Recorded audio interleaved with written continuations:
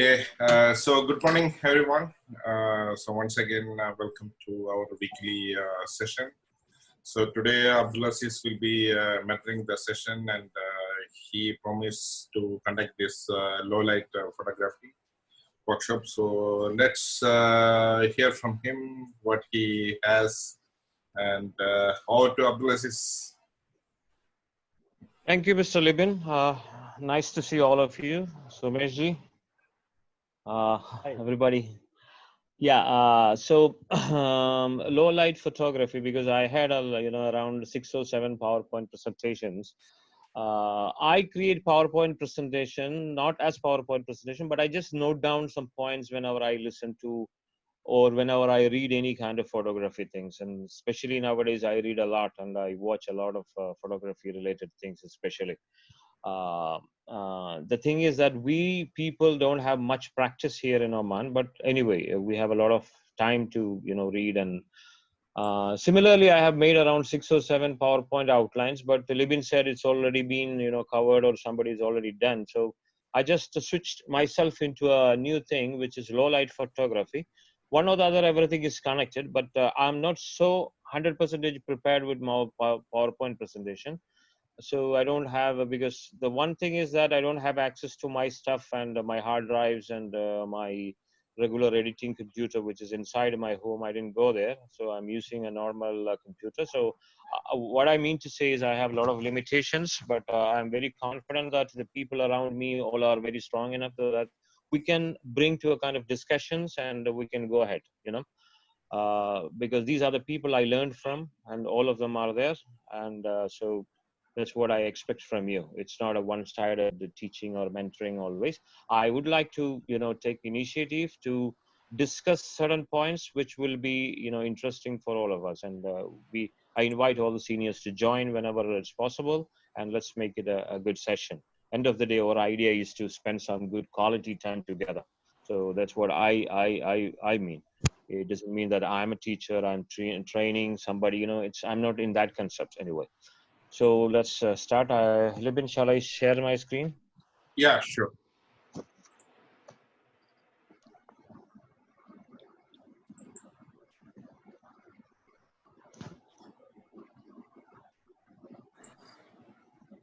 I hope all of you can see my screen, right? It just starting. Just coming. Yeah.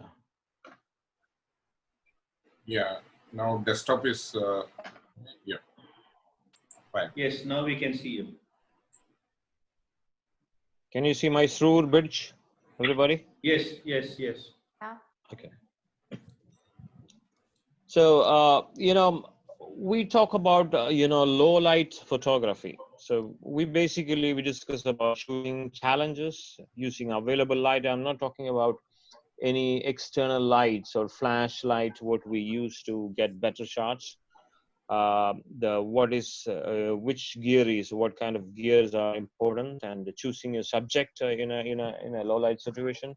Important camera settings that includes your VR settings, so vibration control or image stabilization control, and the shooting method. How do you handle your pressing your button, and also if you have any image stabilization and noise reduction and those kind of things we talk about.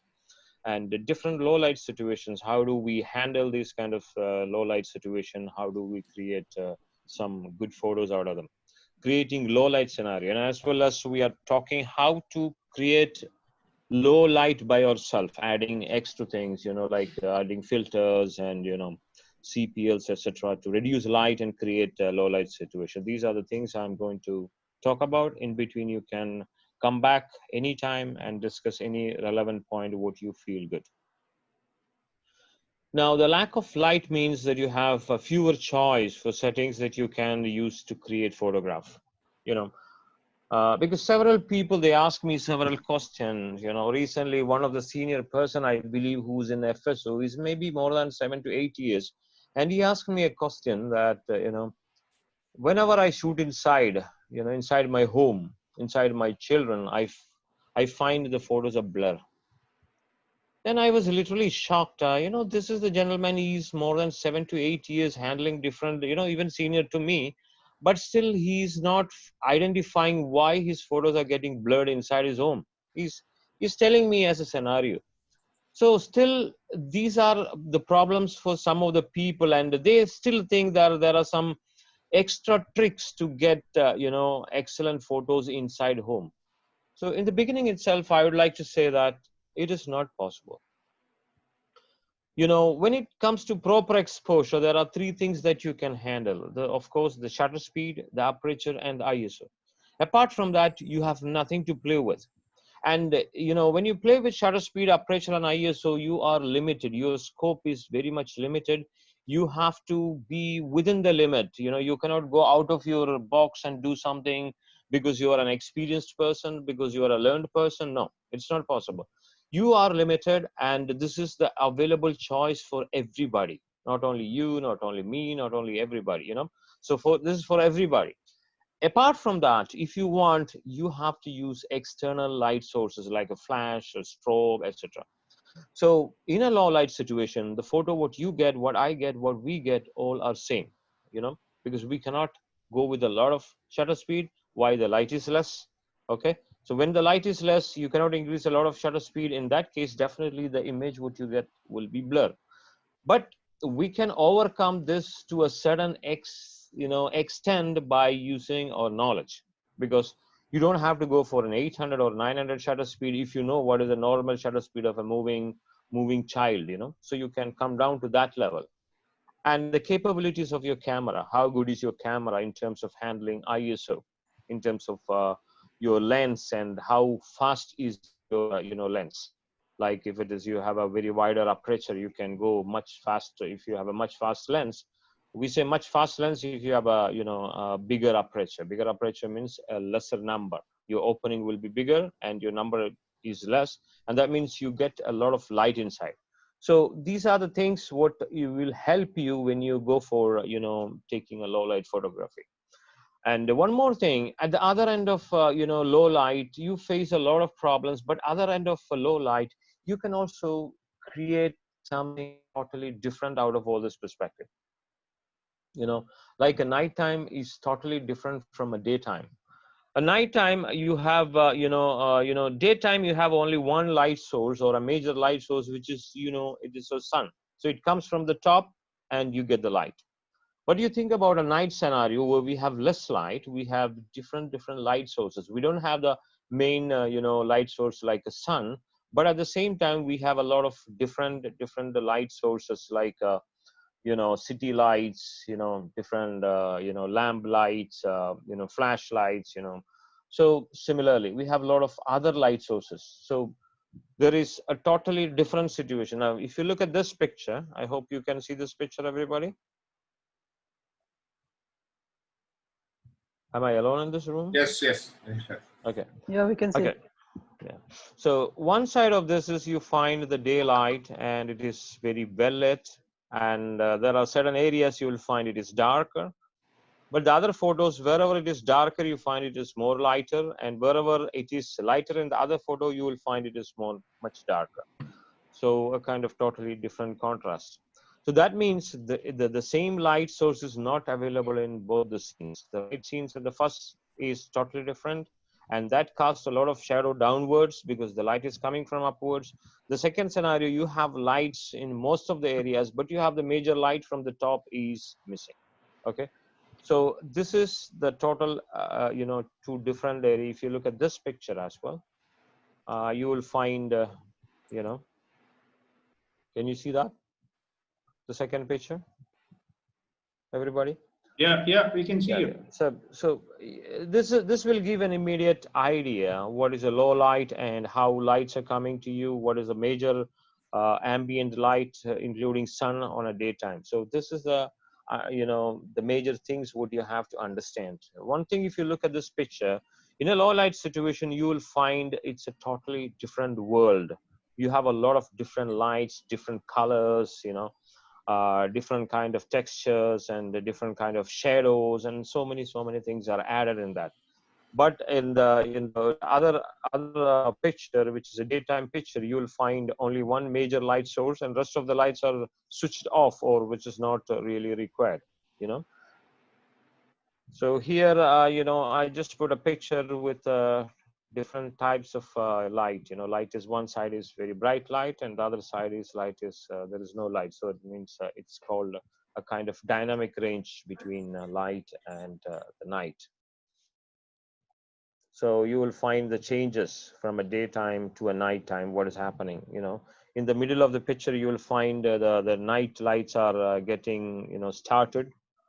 At the same time, you will find that the daylights are getting reduced, and it is going to a complete transition from a day to night, and you will find that different light sources are getting lifted up. Now, um, we have to think about what are the major things that will help you to take photographs at nighttime. The first and foremost thing I would like to say you that you need a very sturdy tripod. I have seen a lot of people, they come with very kind of flimsy tripods, and they said, okay, it's a very good tripod, I bought it for 10 reals or 15 reals. I don't know about the price factor, but I don't agree with those kind of tripod, because once we went to me, Chandran, and Baiju, I believe we went to Baiju Augustine. We went to Sur to take the Sur Bridge photograph, the first one I have shown you in this picture. And we find it was very, very windy, and even the wind wants to take us away. Such a huge person like Biju Augustine is literally, he was we were holding each other because the wind was so heavy. So in such a condition, such a situation, even the heaviest tripod will not help you. So how do you feel when you take a lighter tripod and go for a night shot? Because end of the day, you are expecting a very good and sturdy shot. That if any kind of light shifts in the in this will change your photograph into a totally a chaos. Like we've been to different times. We went to Jebel Shams to do night photography, or maybe Milky Way or star trails, etc. So we find it's very windy in those situations. And also, if you go for a shot in the evening in a beach area, especially, you will find a lot of wind. Also, sometimes you have to put your tripod in a flowing water to get more closer to your subject.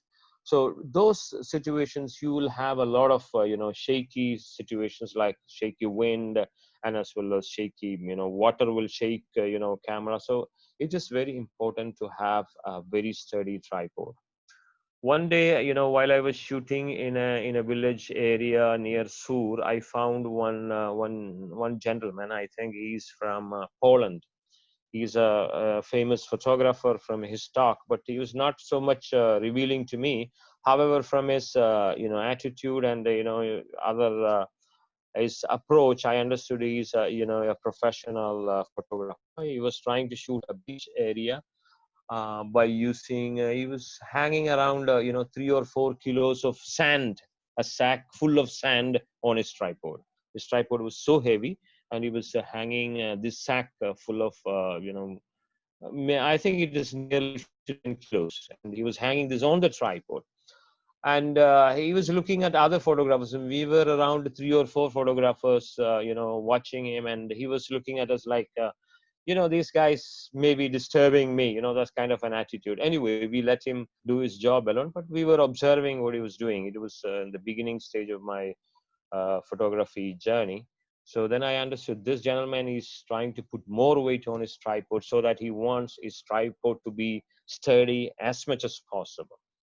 That is the real situation when I understood, about the importance of keeping your tripod more strong and sturdy. So that is a very important thing, to have a tripod with maximum stability. So there are different types of tripods available. Make sure that before you purchase a tripod, make sure you do the real research and identify the right one, because at the same time, you also have to think another aspect, that you have to carry your tripod wherever you go. Maybe you may be hiking, maybe you're going a faraway place, then you have to carry this heavy tripod. So you have to have a kind of a very sturdy tripod. At the same time, you have to, compromise the weight of your tripod somewhere else. Or maybe you want a very light and sturdy tripod, I don't know. So you have to look for that and identify a right tripod. So, and of course, when you do shooting, you definitely, you need to let a lot of light to come inside your camera.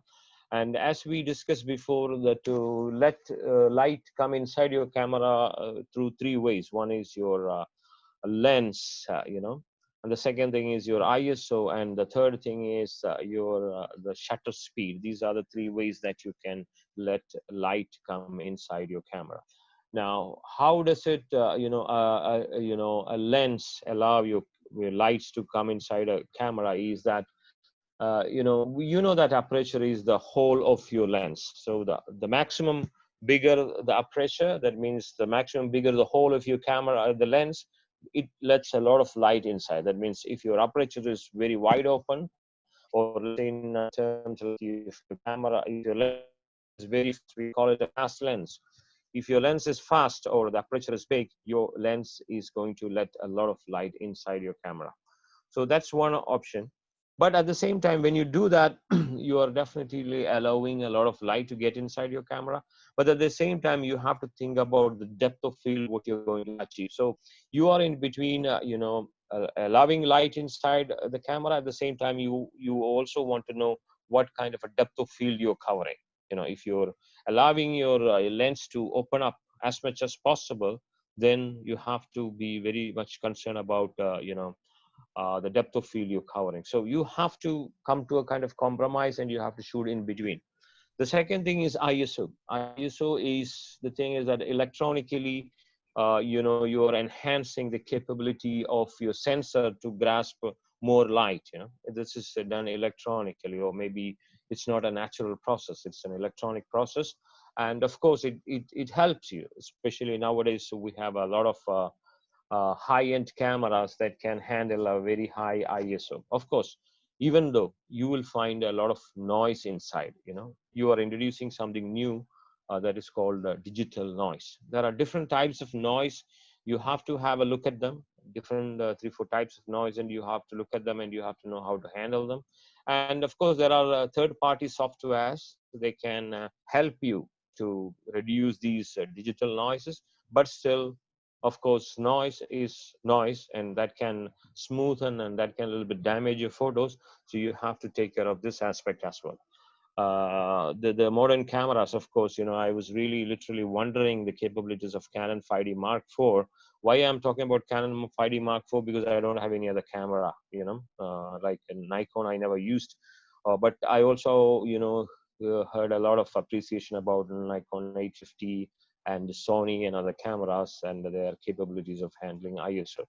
They are very potential cameras. They can handle very high, ISO, so that you can shoot in a low light situation. And the third thing is that whenever, your shutter speed is very much important when you shoot low light.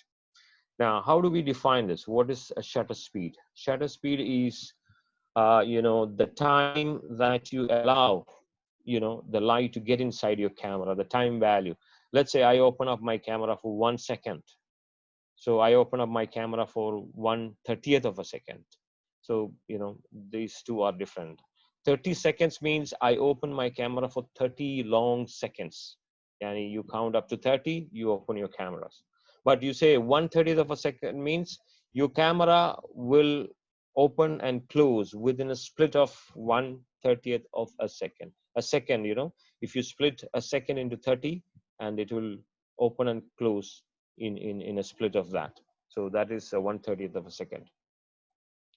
Oh, here also you mean that you keep your camera open for a long time, you let a lot of light inside. You keep your camera open less time, that means you are letting your camera to open and close very faster.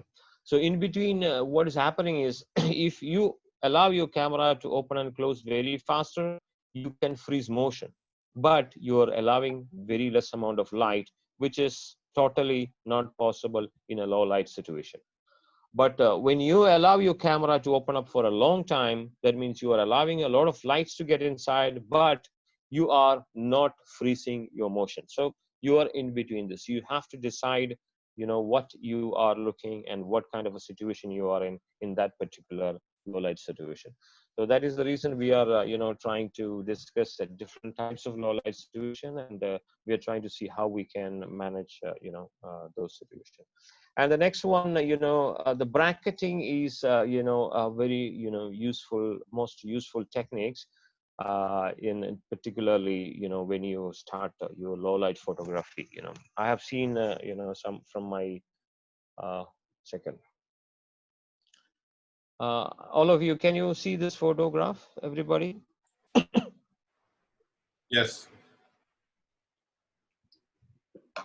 Yeah, this photograph, I just typically I wanted to show you this photograph. This is a combination of 7 shots. I bracketed this one.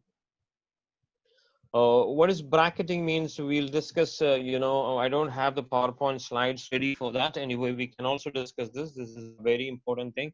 And, when I heard bracketing, HDR, or those kind of things, I was thinking, my God, this is something very heavy. And this you require a lot of knowledge. But, one thing very, very simple, you don't need any kind of knowledge for this. It's a matter of 5 to 10 minutes of your understanding about how to merge different types of exposures together. That's it. You don't need anything more than that we can discuss here. Now, why I brought you to this particular photograph is, if you look at this photograph, there is 2 different parts of this photograph. Not parts, 2 different aspects of these photographs. One is the bright lit side, which is near the sun, and the other side is totally. Now, if you take a single shot of this, I will ask you a question. You will not find this photo as it is. Why? Because the side where I don't have light, inner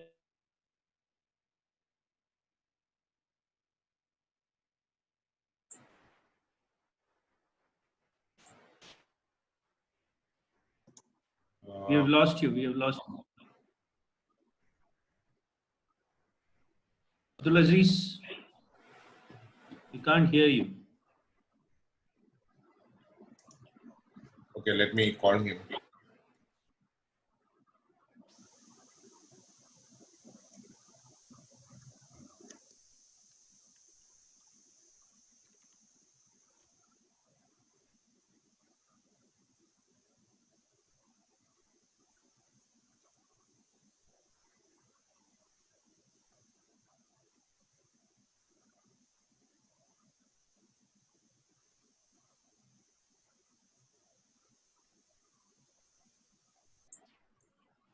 I think his net is disconnected.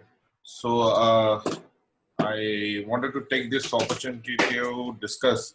If you have any questions or something, you can raise it, and I'm sure we have experts in our group who can answer.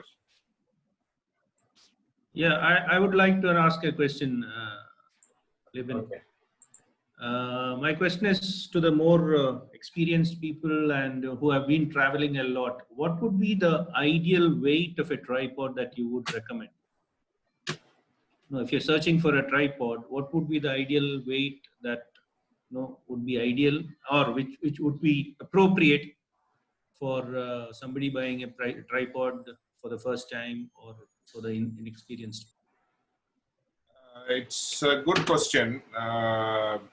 See, for traveling, I mean, I bought one very lightweight because I don't want to have more weight in the baggage. The first thing. Second thing, even carrying, when you are going to other countries and maybe you will be walking a lot and you don't want to carry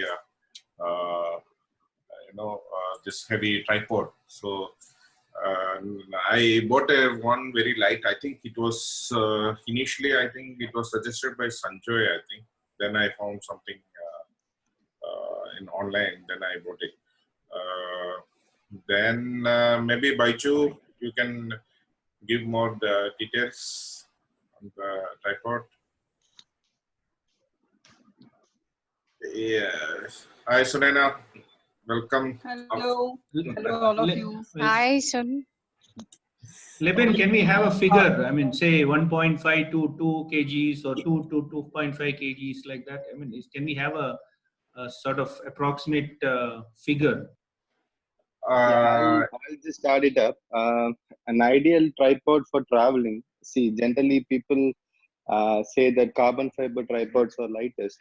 Okay, but it is not only the tripod. It is the tripod head also matters. So when you're traveling, you need to have a ball head type head.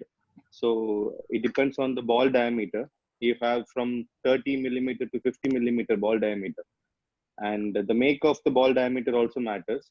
Uh, there are aluminum, and there is an alloy ball also.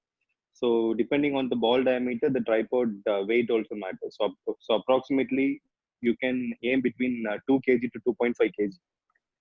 And then the next thing to do to keep in mind is the number of sections on a tripod. And whenever you're traveling, you make sure that you have appropriate tripod with the height of at least your eye level. And try to avoid the center column tripods, because what happens is that when you have a center column raised, so that will give a maximum height to the tripod, and when you fix it on the floor, 99% it will shake because of the center column. So you try to avoid to use the center column, and buy a tripod which has a height of at least your eye level without the center column. So that is the appropriate height. You mentioned about Michael. I think that was you answering that question. You mentioned about the ball. Yeah. So, what is better? The alloy ball is better, or the aluminum ball is better? Because the ball, when So after some use, there is wear and tear, and the ball may become loose inside the socket. See, my suggestion is to go with the ball of higher diameter, like 40, above 40 mm. And aluminum or alloy does not matter, because it is of the brands. Like different brands have a different alloy. And aluminum or alloy does not matter in the ball. Only the diameter matters. Because what happens is that when you have a ball, there is a 3-lock mechanism on the ball to make it pan, tilt, and shift that rotation. All the three, all the axis movement. It is controlled by 2 or 3 different knobs depending on the manufacturer. So what I would like when I generally do is that I don't loosen it completely and then move it.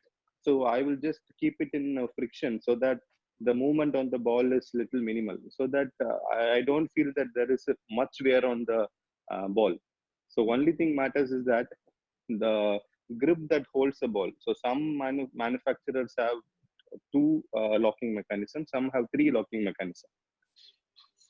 Doctor, shall I show my tripod to you? Tino, if you permit. Yeah, that is one of the the best in market. He has a Gitso, and he has RRS head. So yeah, shall I show it? Yeah, you can show that, so that he'll understand it.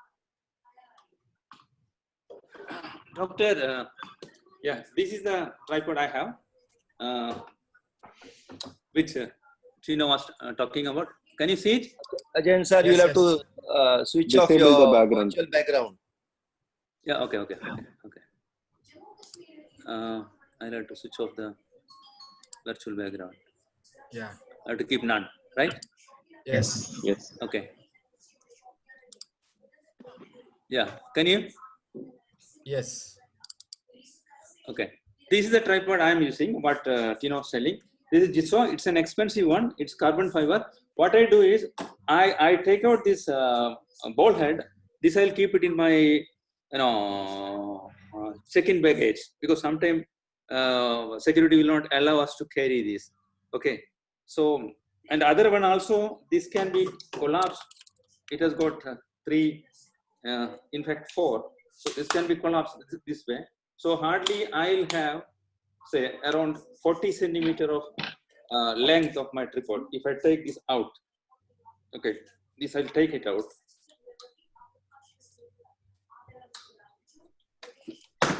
Sorry. It's a screw-on mechanism. Is it? Yeah. This is the ball head.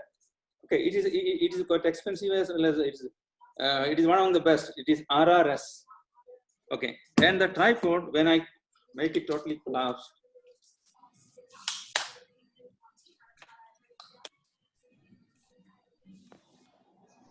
It's only say around 40 centimeter. I can keep in my any suitcase, whether it's check-in luggage or even my hand luggage also I can keep it. And it is hardly having around say 1.5 kg or something. And it is very, very strong tripod because it is carbon fiber. It's a steady tripod. That's one thing. And this generally I'll keep which it company in is that? Which company is that? Jisso. Jisso. Yeah. Slightly expensive, no doubt. And these generally I used to keep in other, I mean, maybe my hand luggage or wherever. So this I keep it in a small bag. That's it. So earlier I used to the ball is allowed in the hand luggage, is it? Ball is allowed in the hand luggage. Yeah, ball is allowed in the hand luggage. Okay. So which I think normally, Abdul Azeez is back, so we can go on with Yeah, the sorry guys, it's it just went out. My net connection is we are halfway of doing optic fiber and the other things, so we are in between. So they have done everything, but it's not yet connected. So I am in a kind of hell and heaven. So sometime it happens. Anyway, thanks for that, Ajayata. But I just want to ask you, he said it's slightly expensive, maybe 10 real or 20 real, I believe. no. So he's talking about a tripod which is 400 to 500 real. So that's what he said. Slightly expensive. It depends It upon is expensive, no doubt. It's expensive. of course. So anyway, we are not. There are other very good tripods you can buy with the Manfrottos, and they're quite good. It's again whatever you suppose you want to. You shoot a earthquake and you go with the highest tripod, it doesn't help you still there. So you have limitations always. Anyway, Abdul, just to update you, doctor was asking what is the best tripod for traveling. Dr. Ranjit was asking, so that's why. Okay. Go on. Okay, here you can see this picture. Yes, we can see you. Yeah, this picture I just wanted to show you. The reason is because you see this picture has got two different aspects you have to notice in this. One is the brighter side of the light, and of course when you have a brighter side, and you will not be able to see the full the dome of the masjid. Rather you will find a kind of silhouette. You will not be able to see the the detail in the other side of the mosque. But in this particular picture, we achieved that because it is a combination of 7 different exposures, which we say bracketing shot. So what we do is we take a normal exposure shot, and then we take 3 different overexposed shots, and also we take 2, 3 lower less exposed shots. So what happens is when you increase your exposure and take 3 shots, let's say 1 step and 1.5 step and 2 step, or maybe 1 step, 2 step, or 3 step, 3 exposure. If you take, what happens is your darkest side will get brighter. And when you take, hello, okay, when you take 3 overexposed shots, what happens is you get the darker side is well lit and properly lit. And when you have a more 3 less exposed shots or minus exposed shots, you get your extra bright area, which is the sun area, will be reduced. The light will be reduced accordingly. So when you merge all these things, you will get properly compensated images. So that is the reason nighttime you can also try. Please do understand that HDR is not a difficult thing. You have to take 3 shots, start with 3 shots. One is a properly exposed shot, one is a little overexposed shot. Balancing underexposed shot also you have to create, and you merge these 3. Now how do you merge these 3? Just you select these 3 shots in a Lightroom or Photoshop, right click and say HDR, that's it. And you wait for a couple of seconds and you will find an image.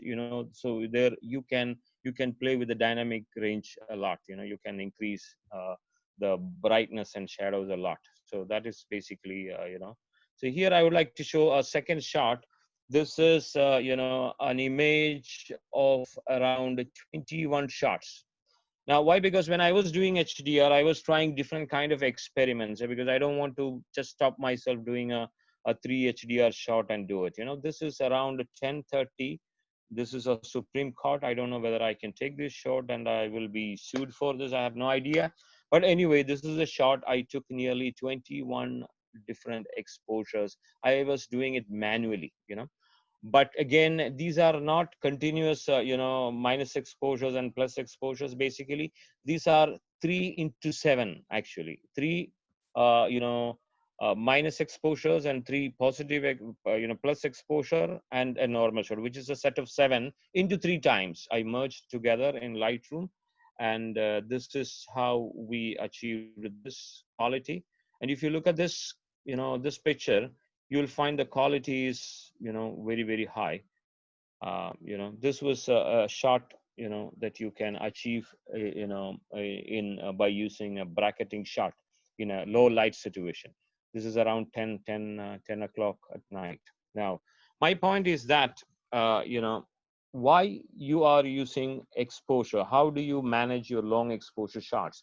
When you have, you think about a scenario, there is no light at all, especially these kind of situations. Around 10:30 or 11 o'clock, there were not much light, but when you see that, you will find a lot of street light. But if you look at this one, you will not find any street light or any other light source within this picture itself, but you will find only very light, kind of light to just illuminate the steps of the court, as well as you will find the lights near, on the road. But there is no as such light to give you this much bright image. But how this is achieved is, you keep your camera open for a long time. You keep your camera open for a long time. What happened is, you are giving your time to your camera to gather a lot of, light by opening it for some time. You keep it for some time. Now, one day I went to Iti, and I find that the rocks in that water was totally dark, and I couldn't see anything. Totally dark. Now, my challenge was, this was my first time I saw somebody was, and then I kept my camera. I tried to get some shot, and finally I was very desperate in my beginning photography, beginning of, my photography journey. I didn't find anything in my camera, just black. Similarly, the third day when I went to the, Iti area, I found somebody. He was an experienced photographer, I still believe. I didn't get time to talk to him because he was not an, Omani national, or any national or whom we know before. He kept the camera on a tripod, and he did something, and he was waiting for something. That was the first time I saw somebody was, keeping his camera and waiting for something. I literally didn't understand what he was doing. Hello, can everybody listen me, or I'm? Hello. We can listen. We can hear you. We can hear you. Don't worry. Now, that is the first time I understood that to capture, a dark situation. I just went back to him, and I was just looking at the screen, and I found there was nothing in the screen. But he understood my excitement, and after shooting that picture, he showed me the picture, and then I saw a very beautiful picture of that ET rocks. So then I understood. Then I asked him, there is no light. I tried, with my camera, and I couldn't take a shot like this. But how did you take this photo? Then he told me, this is a long exposure. I kept my camera open for a long time. He said 30 seconds. And he also told me some technical, something which I didn't understand those days. Then I understood that it is also possible. I kept my camera open similarly. Then I understood, you can also capture, you know, photos, and very clear photos, even in almost zero lights. Okay, even in almost zero light, because you have the possibility of keeping your camera open 30 seconds or 1 minute, 2 minutes, 3 minutes. It's up to you. But only thing is that, as we discussed earlier, we need a sturdy tripod that can support your camera. And also the second thing what comes is, whenever you click your camera, there is a chance of getting, handshake, because you are pressing the, button of your camera to get a shot. So in order to avoid this, we have two other options. One is you just use, a shutter release. There are shutter release available with wired shutter release, as well as you have a wireless shutter release. It's very handy. And nowadays I find a lot of, the cameras are coming with mobile apps. So if you are connecting your mobile apps with your camera, it is also very easy that you can, do the shutter release. You can keep your shutter hold for some time, without touching your camera.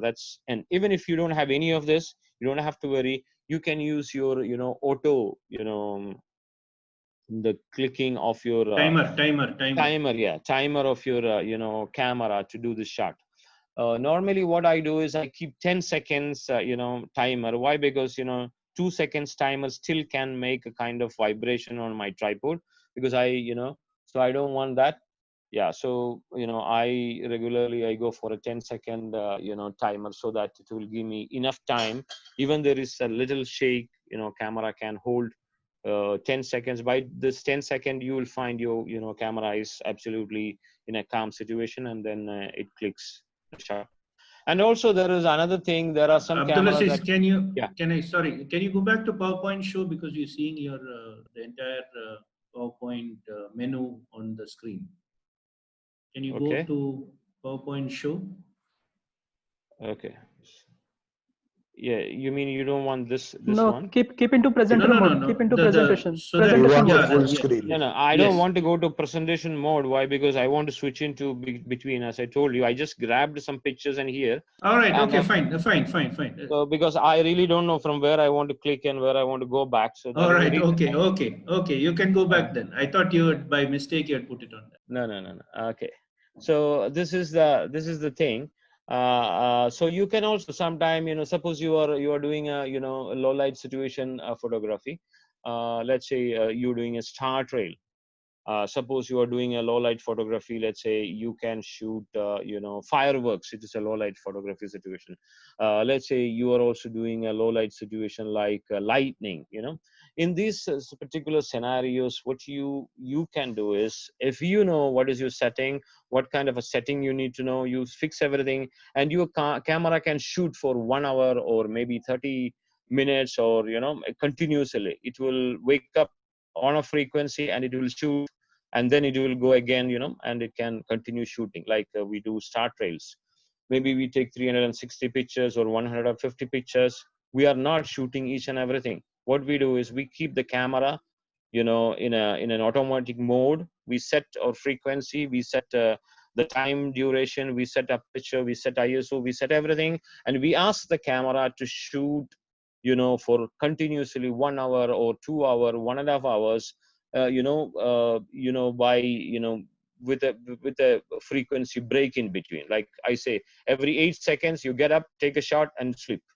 Then 8 seconds you take another shot of this much exposure, you go and sleep. So what happens is, this is a kind of technique that you can use when you shoot, especially something dangerous like a lightning. Lightning, you don't want to go inside. And also, if you go with shutter release in your hand, and you look at the lightning, and it is not possible for you to just shoot on the right time. So you don't do that actually with these situations. What you do is, you let your camera do the shooting by its the preset settings, and the camera will wake up, shoot, wake up, shoot, wake up, shoot, wake up, shoot. So what happens end of the day, when you check your camera, you will find a lot of shots that are good enough uh, to get good quality shots.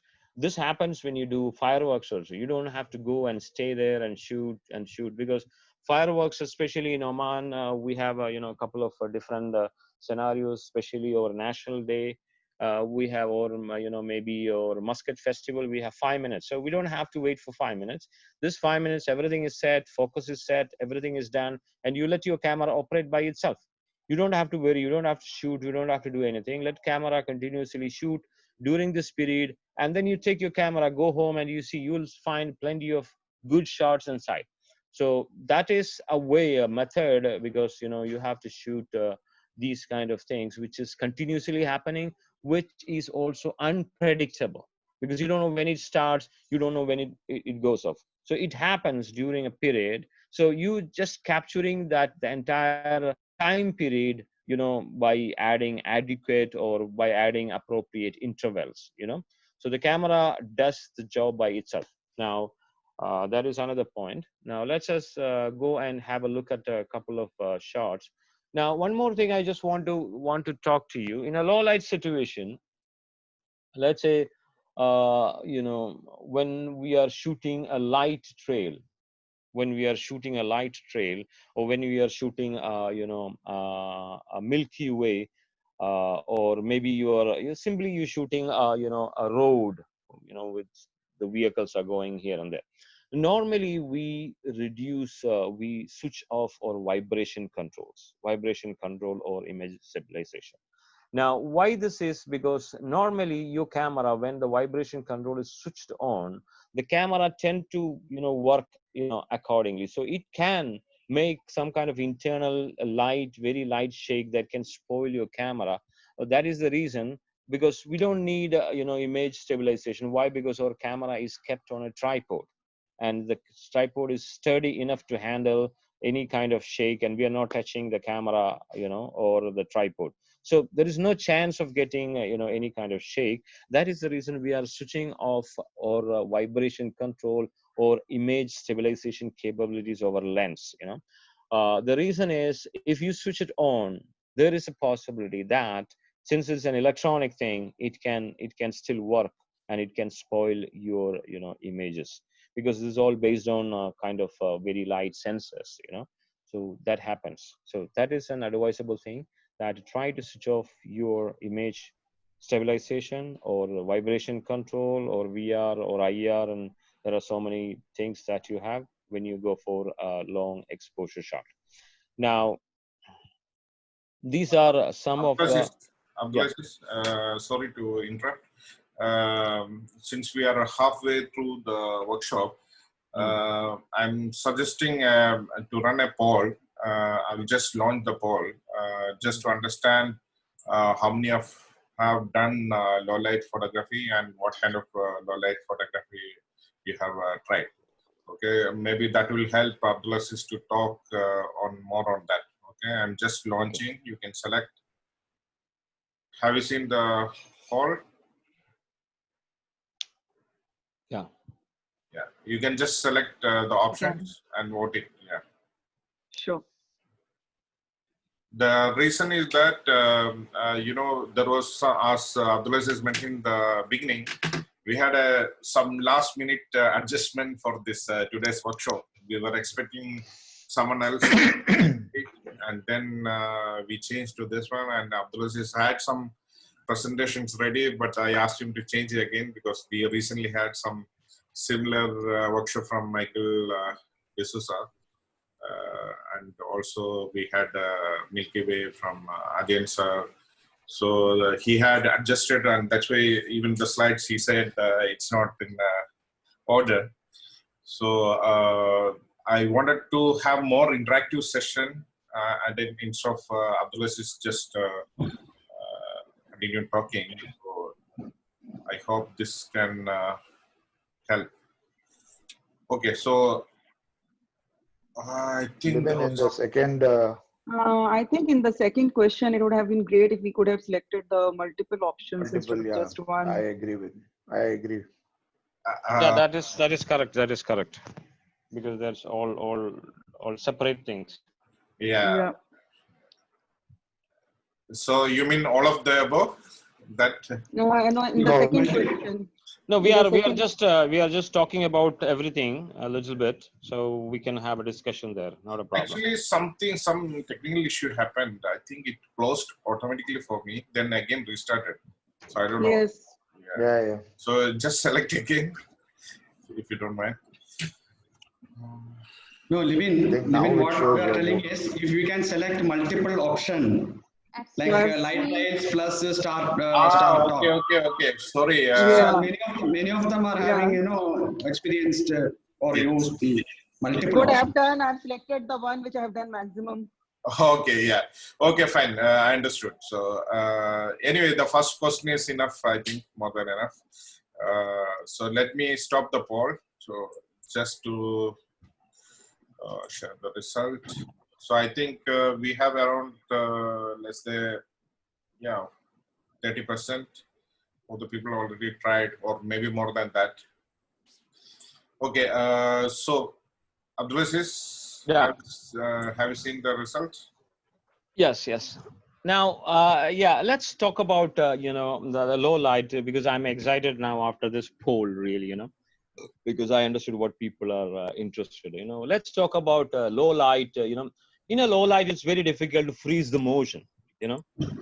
Suppose you want to catch, your child is playing inside your home or maybe in a park, and she or he is doing a really very naughty things, and you want to capture, and you have got a DSLR camera. You went there and they shot, and you get nothing. Maybe you get some kind of blurry thing because your child is really running here and there. So there is a negative point that you cannot do that unless you boost your ISO a lot or you use an external light source. Okay. Now, being said that, you can also try to use the motion as, add as an additional beauty. Let's talk about this particular picture. It's not an, perfect example, but when I reached this Korea's area, it was almost dark and it was not, you cannot see any of these things.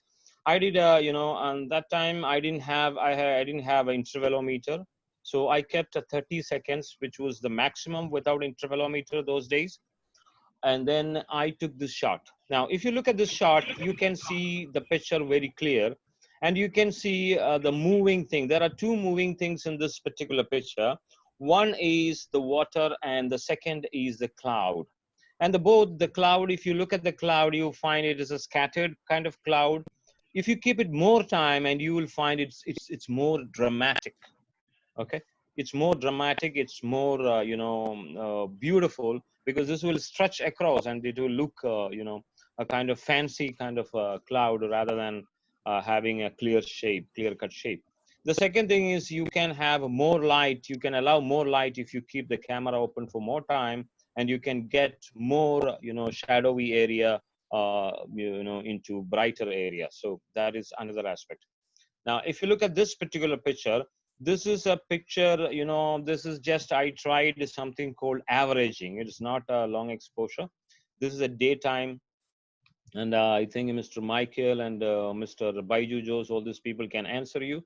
This is actually just a test of around 20 or 30 shots. Then I just kept stacked all of them in Photoshop, and then I did an averaging, averaging.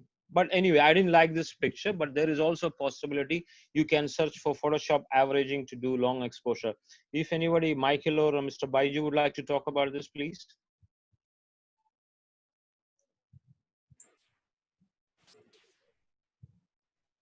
Or shall I continue? Okay. I think it's fine. Okay, fine. You meant Tino or Michael D'Souza? Yeah, Michael Tino, Michael D'Souza, or Michael Tino.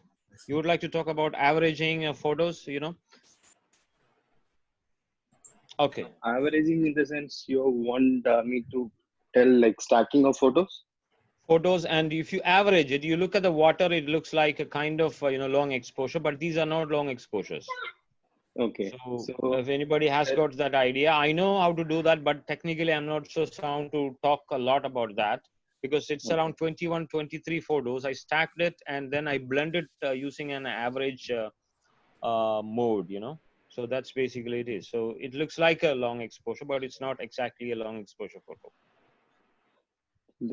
This particular technique they generally use for architecture as well as when there is a building. So what happens is that when you have a structure or something, when you take a long exposure, a single shot will not give you a perfectly crisp image.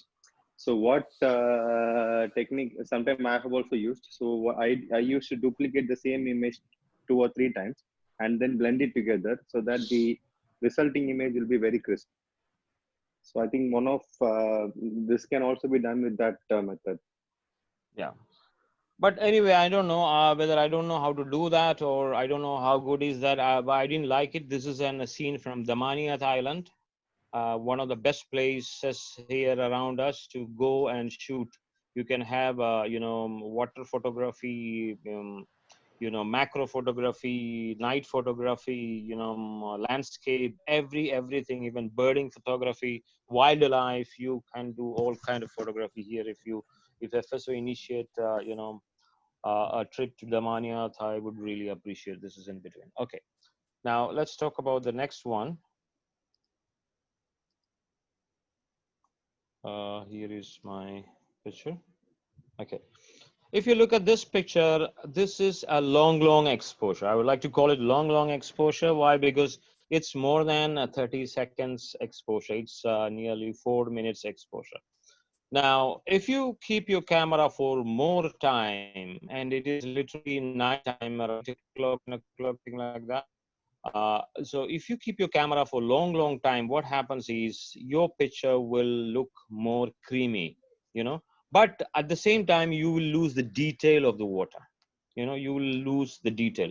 Suppose you have, sky, and you take a sharp one single shot. What happens? You get the sky very clearly with the picture, with the shape of your, sky, shape of the, clouds, etc. But if you keep your camera open for a long time, what happens? You will literally allow the camera to destroy the shape of that cloud, and the camera will bring a different perspective. Similarly, in this water, so if you look at this water, you will find the water doesn't have any kind of shape or any kind of detail of the water. Rather, it looks like a kind of misty thing. Why? Because this is exposure time is much longer than the normal exposure time. Now, if you look at this water, I hope everybody can see this, right? Yep. Yeah. Now, why I'm talking specifically about this? I want you guys to try and do these kind of experiments. And this is a different kind of long exposure. Here, I went there without the filter, and I was waiting until light is getting, reduced until I get my right picture. At the same time, I don't also want to go to 22 or maybe more than 16 plus f-stop. But you know why? Because whenever I shoot more than 16 plus f-stop, I found my pictures are getting a kind of thickened or darkened, or maybe a kind of background which is not pleasing, which I'm not interested with that kind of a lighting situation, especially with 16-35 lens. That's what I use, or my 14 lens, which is a manual aperture lens. These are the two lenses I use for my long exposure. So if you look at this particular picture, I was waiting for a time to get a shot that to get a picture a time between less than 2 seconds. That means your camera should open 1 and 2. Before 2, it should close. It should not exceed more than that. If you exceed more than that, what happens is you will not find the details. So the number of seconds, the seconds you exceed, you lose more and more details. You see that? Now you find a lot of details in the picture. Why? Because this is a picture with less than 2 seconds exposure. If you keep your camera open for 30 seconds, you will not find any details. Rather, you will find your picture, like it's a kind of foam, the water will become like a foam or a kind of creamy thing, rather than this.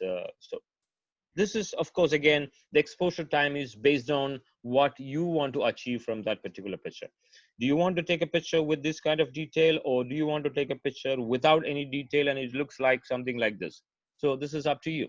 Now in this picture, especially when the water comes inside, then water recedes back to the sea, then this is the time you have the maximum and the time, the best time to shoot. Because when you see the water inside the sea, you will find all of these rocks are very bare and there is no details. But when the water comes out of the sea, so what happens is water gets on top of the rocks, and you will find there is some movements even on the top of the rocks. So the moving part, which is of course the water and the sky, or maybe the clouds, these are the two elements that are moving in this. Now if you compare, the water is much faster and the cloud is much slower.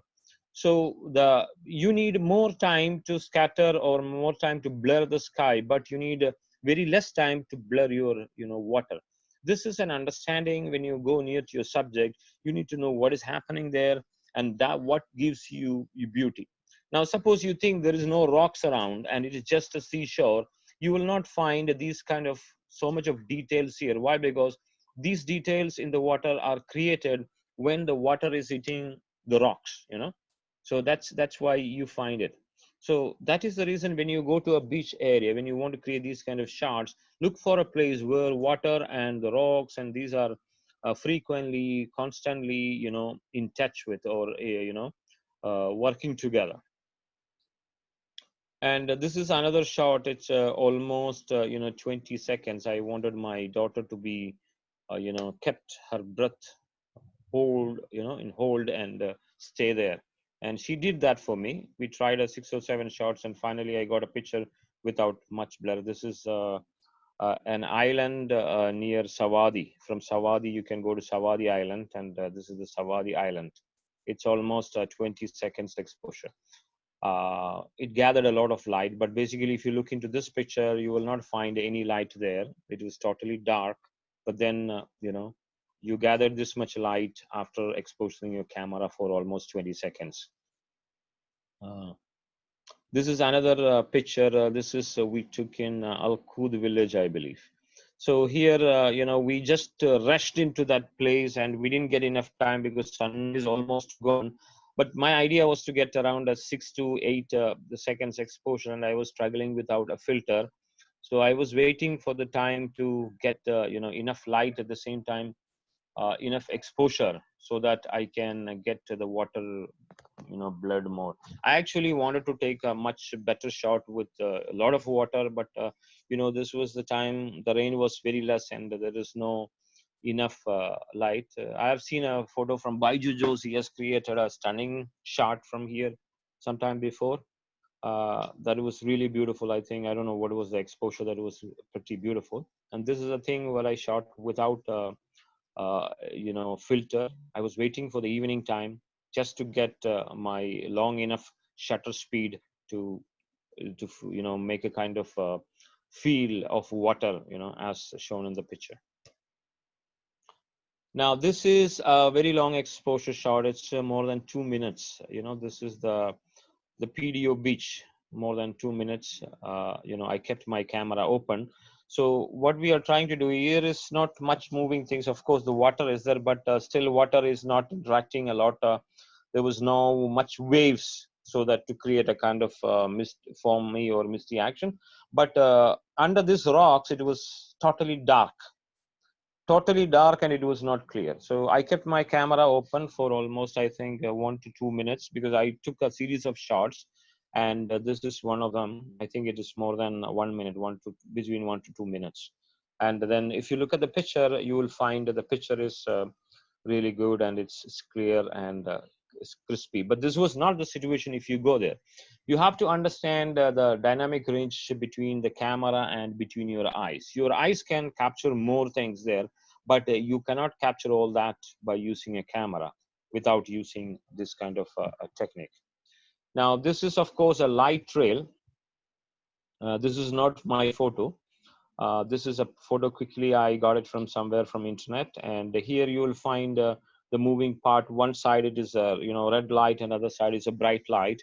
Red light is, of course, the trail lamps of the car, and the other one.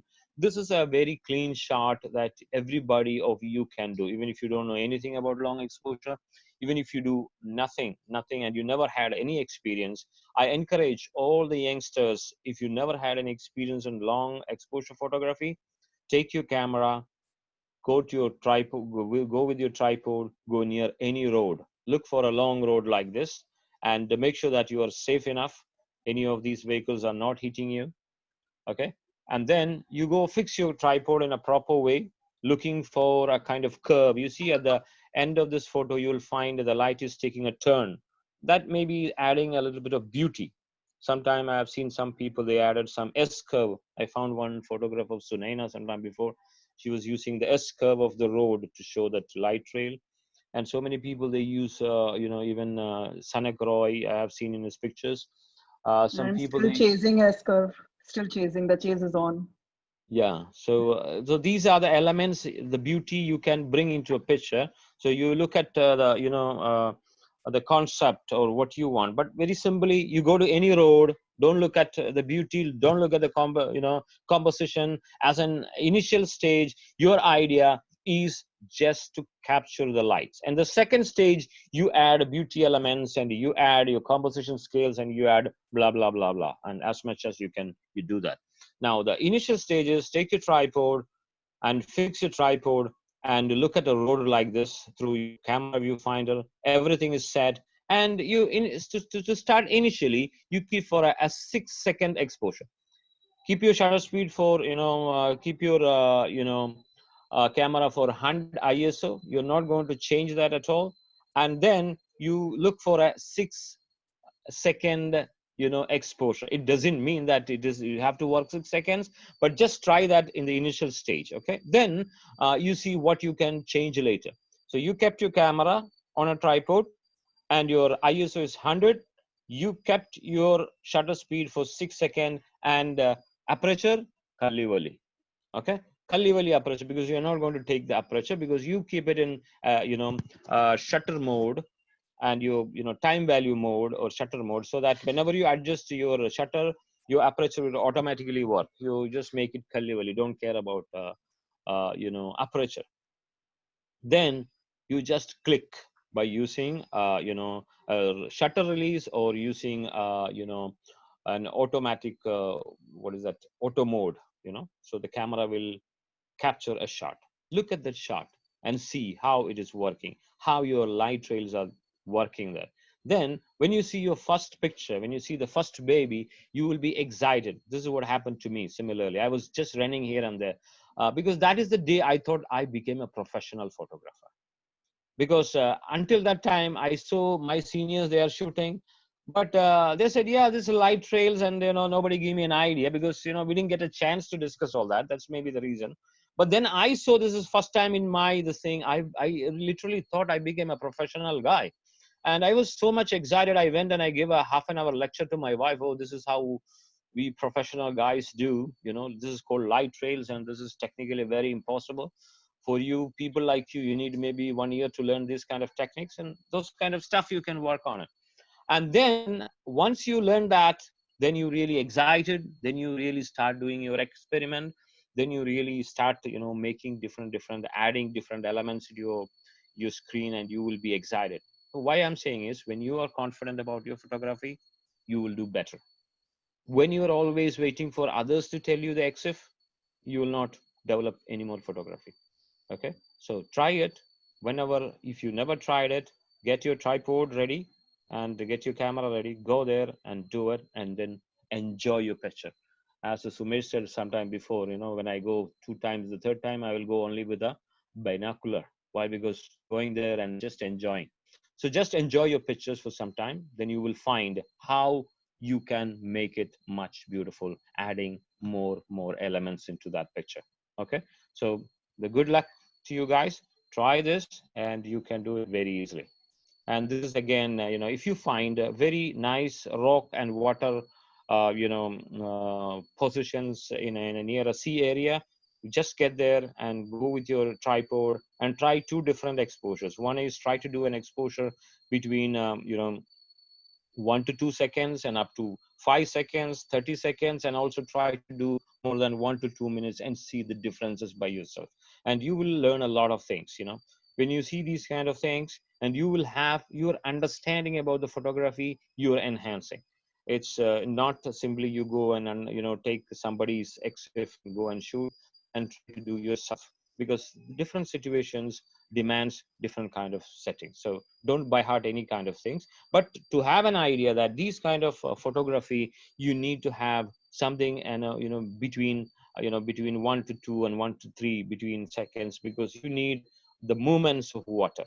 Okay, so this is a photography. It's also not mine.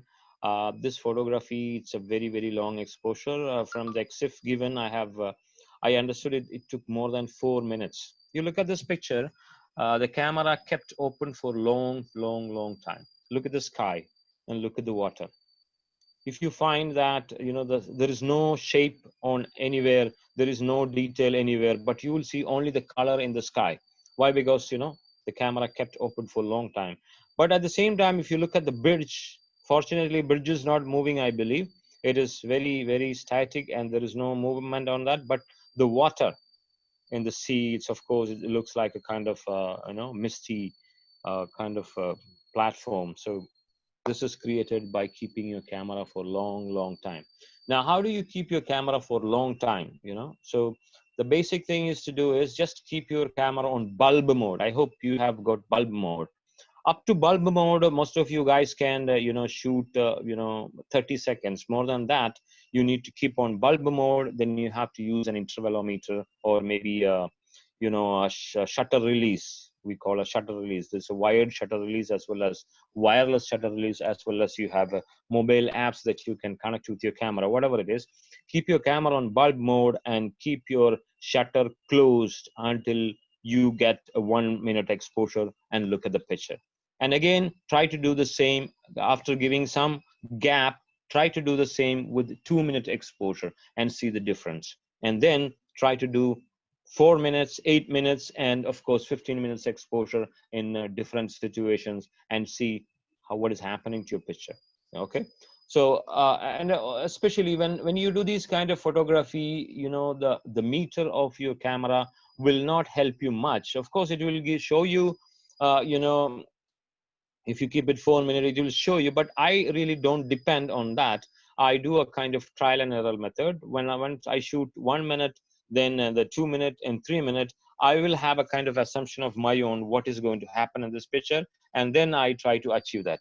Very less amount of time, very few time I find they are overexposed, and rest of all the time I find these a little bit of extra exposure doesn't make any change in the picture, and it was excellent, and it was intact.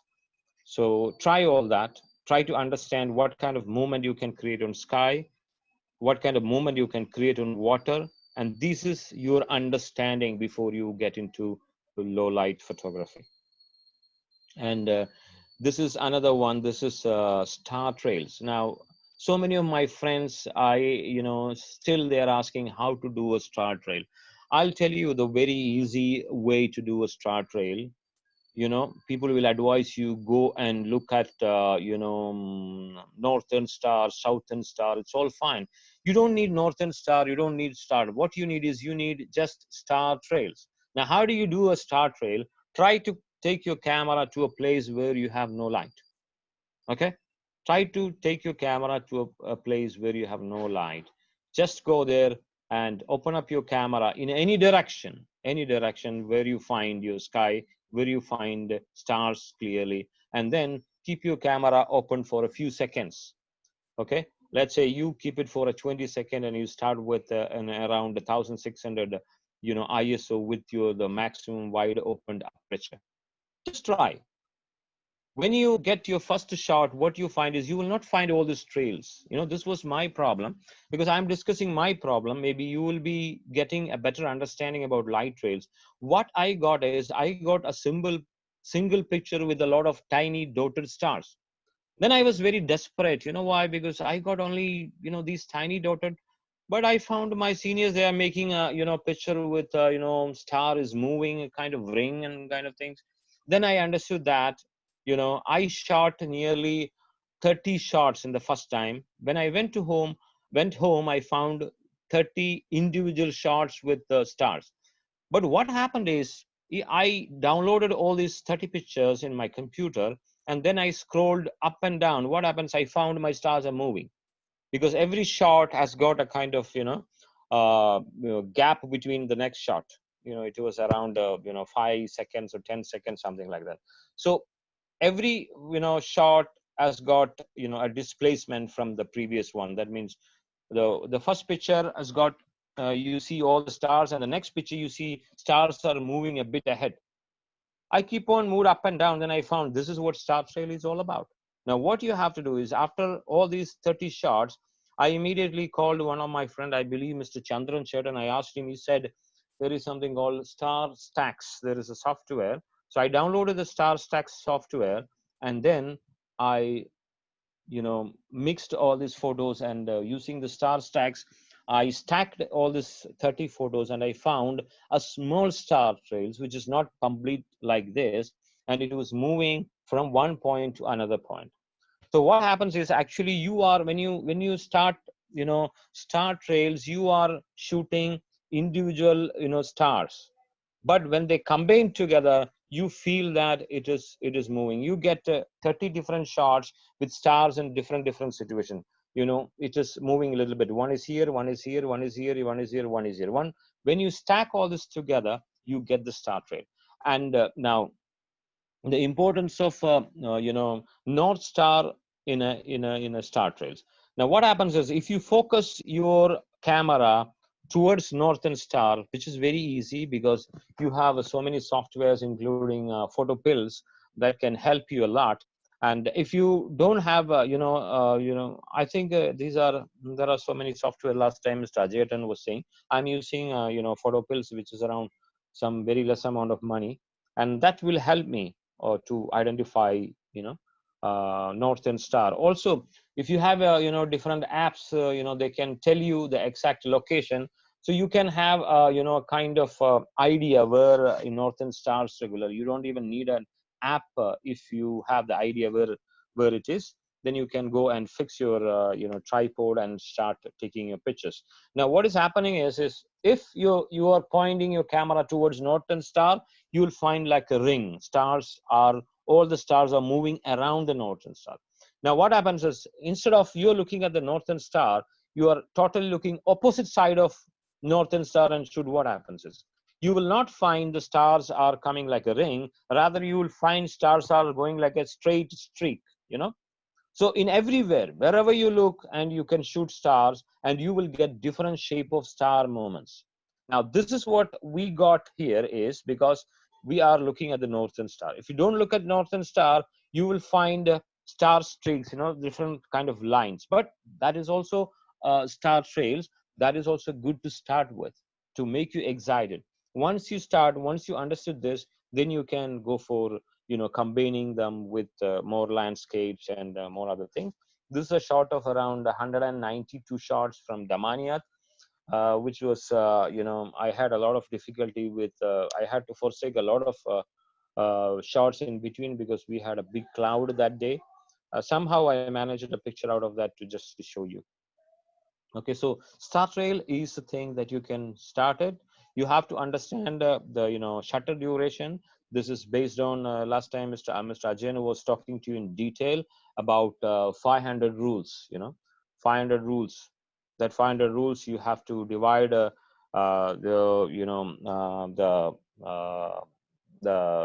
focal length of your lens with 500, and then why is that? Because if you keep your camera more than the time what 500 rule says, or maybe the latest rule, which is photopills is advising you, you will find instead of a single star, you will find a star streak.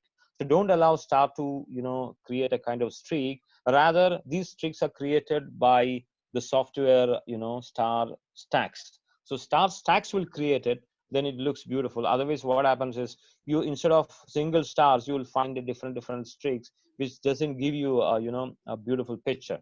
So that's the reason we are using the 500 rules. In the 500 rules, what happens is, exactly you are getting the proper exposure before your star is getting becoming a streak or becoming a bigger than that. Okay, a star looks good when it is like a shaped exactly like a star.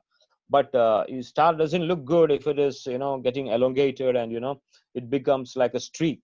It doesn't look like a star. So that is the reason we are using 500 rules to capture before a star is getting shapeless, to capture it within that particular shape. Okay, I don't know whether I'm alone here. Am I alone here, guys?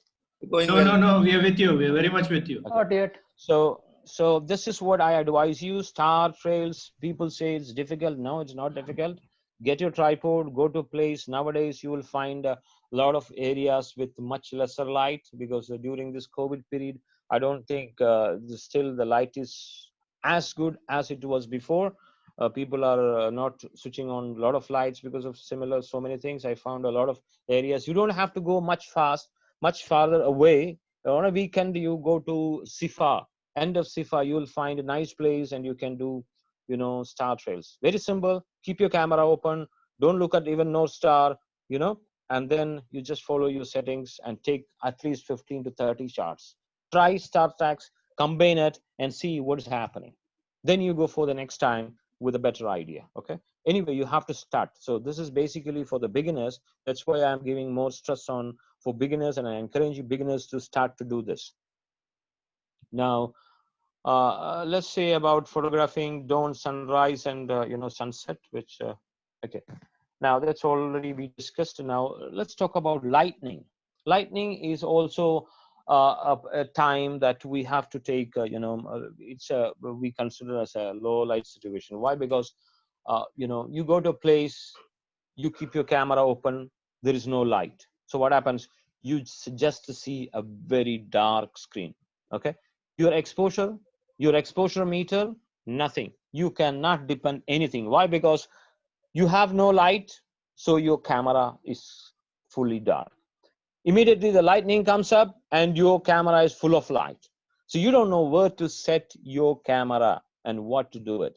Now, in order to save this situation, I would like to just give you some suggestions which I felt good from my experiences. But unfortunately, I don't have any of my photos to show you here. I had some photos, but unfortunately, they're not here to show you. But what we can do is always try to keep your what I do is I keep my ISO 400. Okay, in a very light situation, I increase my camera for better ISO. Otherwise, normally I keep it 100, and I also keep my shutter in different ways. Sometime if the lightning is so fast, it's going so fast, then you can try to 6 to 10 seconds, or maybe 4 to 8 seconds. This is all you can work on it. You can play with it. There is no harm in trying different things. No need of going and consulting something. You just try with an idea. What is your subject? Your subject is light, and it is not available every time. It comes and it goes. So you need to make a trap like a tiger. You're trying to catch a tiger, and it is extremely dangerous. So you cannot go and be ready with something. You keep a trap that whenever the tiger comes, it has to go inside and the door closed by itself. So what happens? You get your tiger. That means you have to keep it ready and keep it open. So the lightning comes in, it plays there, it goes out. You caught it. Okay. So that's what we do, especially when we try, to shoot lightning. Don't try with, intervalometer or shutter. Maybe people, they advise you, but for me, security is a big concern on this. So I keep my camera open on a tripod. I keep them on a frequency. Maybe you can go for a 7 shot continuous, or maybe you can keep it for half an hour, or maybe you can keep it for 10 minutes, continuously every 10 seconds, an exposure of 10 seconds or 6 seconds, in every 5 seconds. So camera will every 5 seconds open and take a shot of 5 seconds, and it will close. In between, you get the lightning and you got it. Okay. Now, last time when I asked a question to people, what kind of a shutter speed you need when you take, lightning? People said very fast shutter speed. Why? Because they said lightning is very fast. Now, what is happening? What is exactly lightning? Now, let's have a look at the lightning. Let's say when you see the lightning, you may be seeing a light from the top of the sky, and within a couple of seconds, maybe within 2 to 5 seconds, or maybe 2 to 10 seconds, you will find that lightning is gradually expanding to an area, and it's covering almost. These all branches, are not done on the same time. It came over a period of time, let's say, within 2 to 5 seconds, or maybe 10 seconds time, according to the speed of the lightning. Okay. So if you keep open your camera for this much of time, you can get the complete lightning. But if you keep your camera very fast and you just take a snap, you will find only the beginning of the lightning. So this is up to you, what you are trying to capture it. Even if you keep your camera 30 seconds, what happens is you get multiple lightnings are combined together in one shot. That can also be happen. Okay. So try, my advice is that try, the first thing is which you have to do is keep your camera on a tripod. Now, where do you normally focus on a tripod situation, on a lightning situation? Because you don't have a particular place to focus. right? And also sometimes you can also use a lot of lot of aperture. You cannot go for a hyperlength aperture because your light is very light, very less, because you want to get a good shot by using ISO of 100. Maybe suppose you think it is better to increase a little bit, you can also increase your ISO, and definitely you will have the disturbance of that increased ISO in your photos. So what you normally do is, you can keep your uh, uh, what is that aperture. What normally I do is I keep my aperture between 8 to between 4 to 8, and I found my pictures are open, and I don't keep my camera on manual autofocus. Why autofocus is because of light differences. What happens is my autofocus will move by itself, which I don't want. I just keep my camera open. I remove my um autofocus, and I just keep my camera open for a couple of seconds. That's what I do to capture a lightning. This is what basically we say, focus trapping. Focus trapping is basically, the idea is that what is a kind of approximate depth of field what you can get, and then you keep open. Suppose street photographers, maybe not now. I was reading some old documents of Ansel Adams and other people, and I found those days people, they used to use street photography. They don't use autofocus, or maybe autofocus were not available at that time. So what they do use is they use a kind of aperture, like let's say 4 to 8, and then just keep the autofocus, just camera, and whoever walks in between, they are in focus. So you are trapping that thing, and then you allowing your subject to pass through that depth of field which is already you set in a camera. Okay. So similarly, there was another article when I was reading that it was about panning. So one gentleman, he was suggesting that panning, if you find its autofocus is difficult, what you do is you already do a pre-focus on a road. Okay. You pre-focus on a road, and then you make it back to manual focus, and let the object pass through again to the another object. So what happens, it's already going through an area where already it is focused, and this is get caught. So it's a kind of focus trapping. So that is the way you use here, and I found it is very effective, an aperture between 4 to 8 to shoot lightning. Maybe this is again the distance, but one more thing is that you don't have any near object here. We are not looking for any near object when we shoot a lightning, but you can also add that maybe you have a near element near a house or maybe a tree, something. If you want to add, then you have to try a bit more extended aperture between 8 to 11. This is what my experience. Now yeah, this is what I was talking about and now urban landscape. I think urban landscape is the best person nowadays to talk about Sunaina and Mr. Mr. Srivastava, because these are the two people now living amidst Dubai, and they have a lot of chances to shoot urban landscape, stunning Dubai landscapes. I find these two people are posting very frequently, but we don't have it much here in Oman. But still, as a part of your experiment, you can go and shoot urban landscape. When you go and shoot urban landscape, we just talk about what are the things happening in between. You have a lot of different lights, and you have a lot of different colors. You have a lot of moving objects, and you have a lot of different buildings that can create shadows. So you have to consider those shadows, and you have to consider those different kinds of lights, and you have to consider those different light sources that you can and the colors that you can add. So these are the different things when you consider urban landscape. And it is also very simple as it is. You can also do a bracketing shot, continuous shots, and you can merge it. But when you merge these kind of shots, you have to think about the moving object what you have in a photograph, because in an urban landscape you will find a lot of moving object.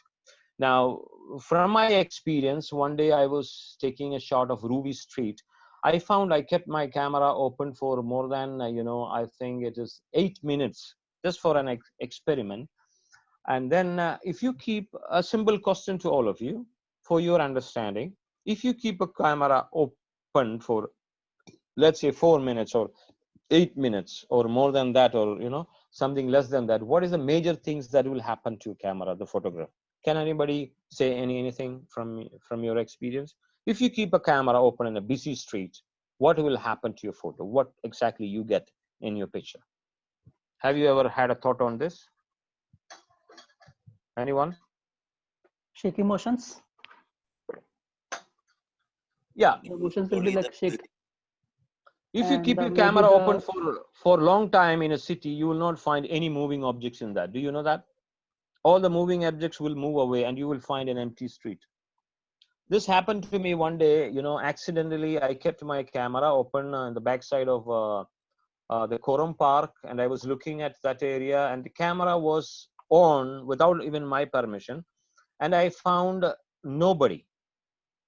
But I found a kind of ghost image in between, but that was the last guy who just walked just before I was closing the camera. So you find a ghosty image, that's all, and nothing else. So what happens is all the moving objects, their reflection will come on your, sensor continuously, and it will become null. That means the light. So once you have already an image, and again after that the object is moving away, and the light hits that area once again, that clears it. Okay. So if you keep open your camera for a long time, you will find almost all the moving objects will be away from the picture, and you will find an empty street. So you can also try that. So yeah, when you handle urban city life, these are the major things you have to take care. The moving object, how do you handle them? And of course, the shadows of different objects that can cast very heavily on other objects. How do you handle them? And you will find different types of light, and of course your exposure. Why? Because most of the time when you do a long exposure, you cannot 100% depend on your exposure meter. You cannot also 100% depend upon on your metering modes in different situations because of this reason. And then you create a very nice excellent landscape. To do that, just get again your camera, your tripod, go to the place and have a very nice composition, and look at how the road is moving. How can these moving cars can cast a very nice light trails in your photo, and how that light trails can be used compositionally in a good way to your photo. And also look for where are the major shadows that can create, and how that can be put into your photo in a nice way. How you look at for a different kind of lights, different colors that can you bring into your pictures. Sometimes you don't want to add an element, but you will find they can give you very nice kind of light. Then try to add. End of the day, our idea is to bring different beautiful elements in a frame. Okay, so let's assume that we have a very blank and empty frame. Our idea, when you go with the photography, we need to place different beautiful objects in that particular frame in a feasible way, in an appealing way to your eyes. Okay, so your eyes or to the viewer's eyes. Okay, and also you have to avoid a lot of extra bright objects than the normal. In some photos you will find a lot of extra bright objects. They will really destroy your photographs. So you need to have a kind of balance of all the lights, the entire frame. If you find a lot of bright objects, try to avoid or try to cover them in a way that it doesn't destroy your photos in a way. And also the other things that you can use in this is you can use if your aperture is 13 to 16 or even above that, you will find your lights, you can create like a streak by using your aperture blades of your camera. Then the lights will look better. But the thing is that in that case you need to have a much, because if you increase your aperture to 16, then you need to keep your camera open for a long time. So think about what you get, what is the beauty you get when you do this, when you get the light streaks, light is coming, like, like you might have seen the sun streaks, right? So it happens if your camera is above, especially 13 to 16 or above 16, you will find it more evident. But it starts from above 11 to 13. It is you can get a kind of streak, and if it is more than 16, it is more evident.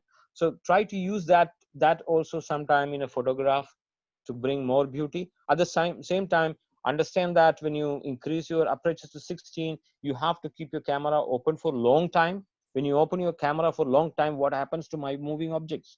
Are they going to be there, or are they going to be totally gone? And have an idea and a trial and error thing, and then you can bring get nice shots, and try also to use bracketing shots when you do urban landscapes, because that can get you more clarity sometime.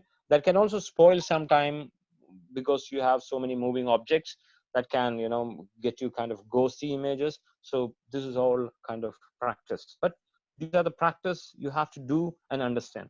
If you don't start it today, you will not going to get any of these things done in your near future. So work on every day.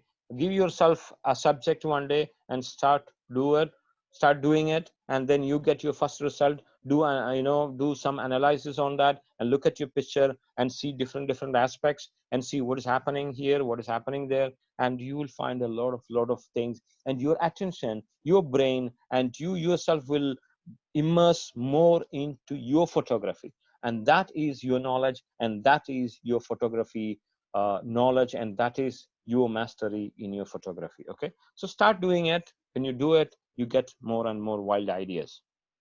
See, this is a star trail, light trail we have taken, and most of the people have taken this photographs, and it's an easy way.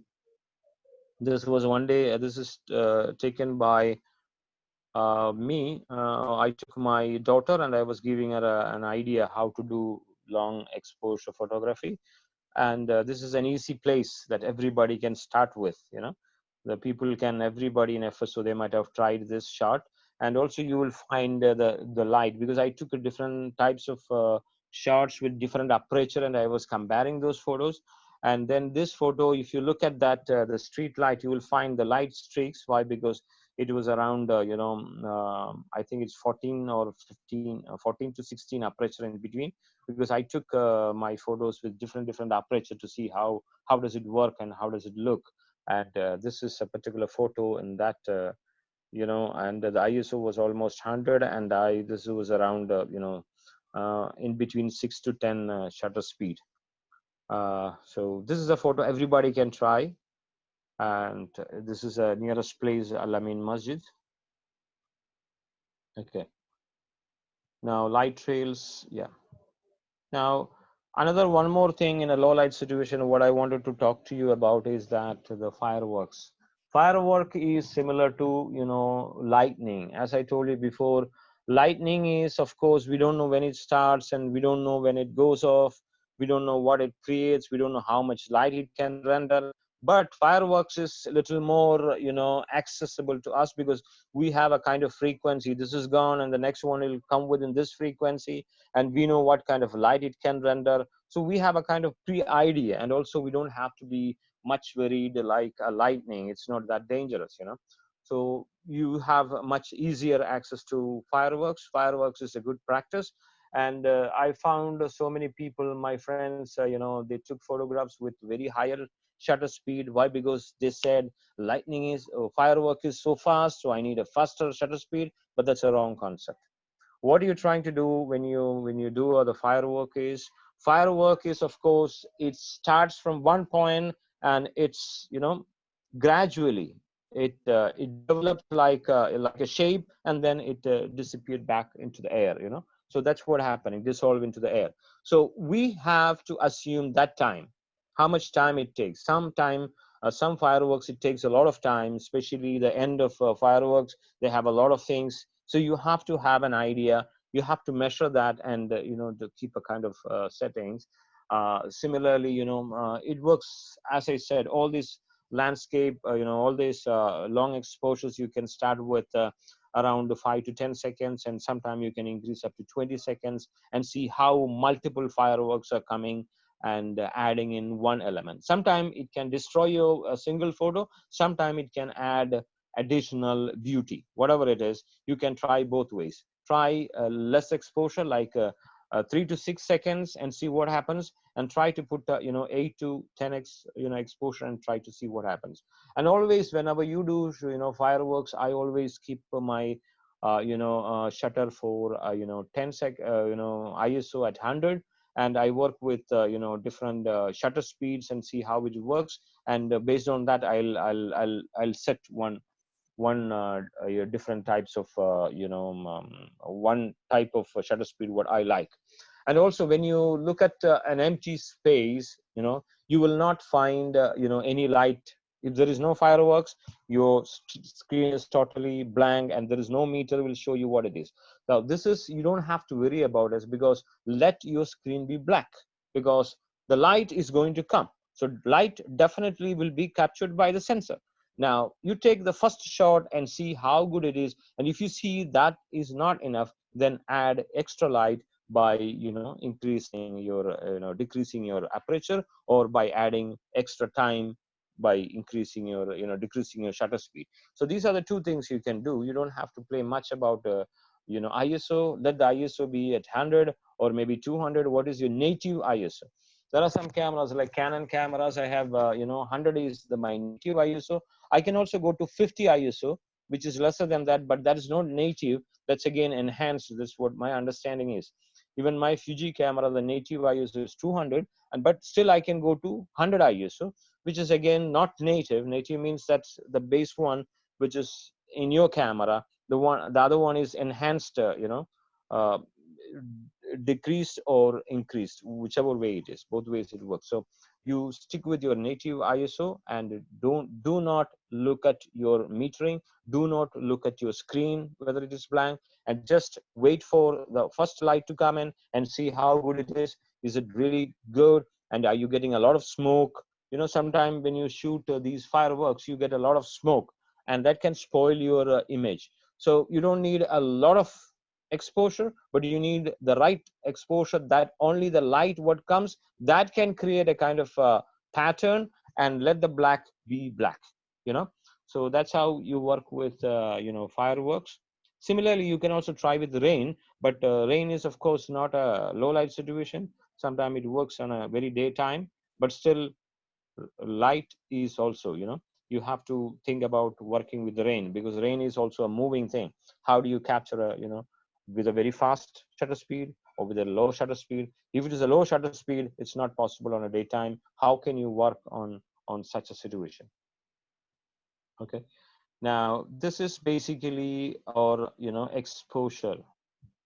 This means that you are properly exposed, your camera is properly exposed. Hope I'm still with you guys, or I'm cut off from the entire world, and you guys are no, we are with you. You're with. Okay, now this is our exposure meter. Now my exposure is properly, my camera is properly exposed. I'm not underexposed, I'm not overexposed. Now this is an idea that your camera is giving to you based on the lighting situation that is available.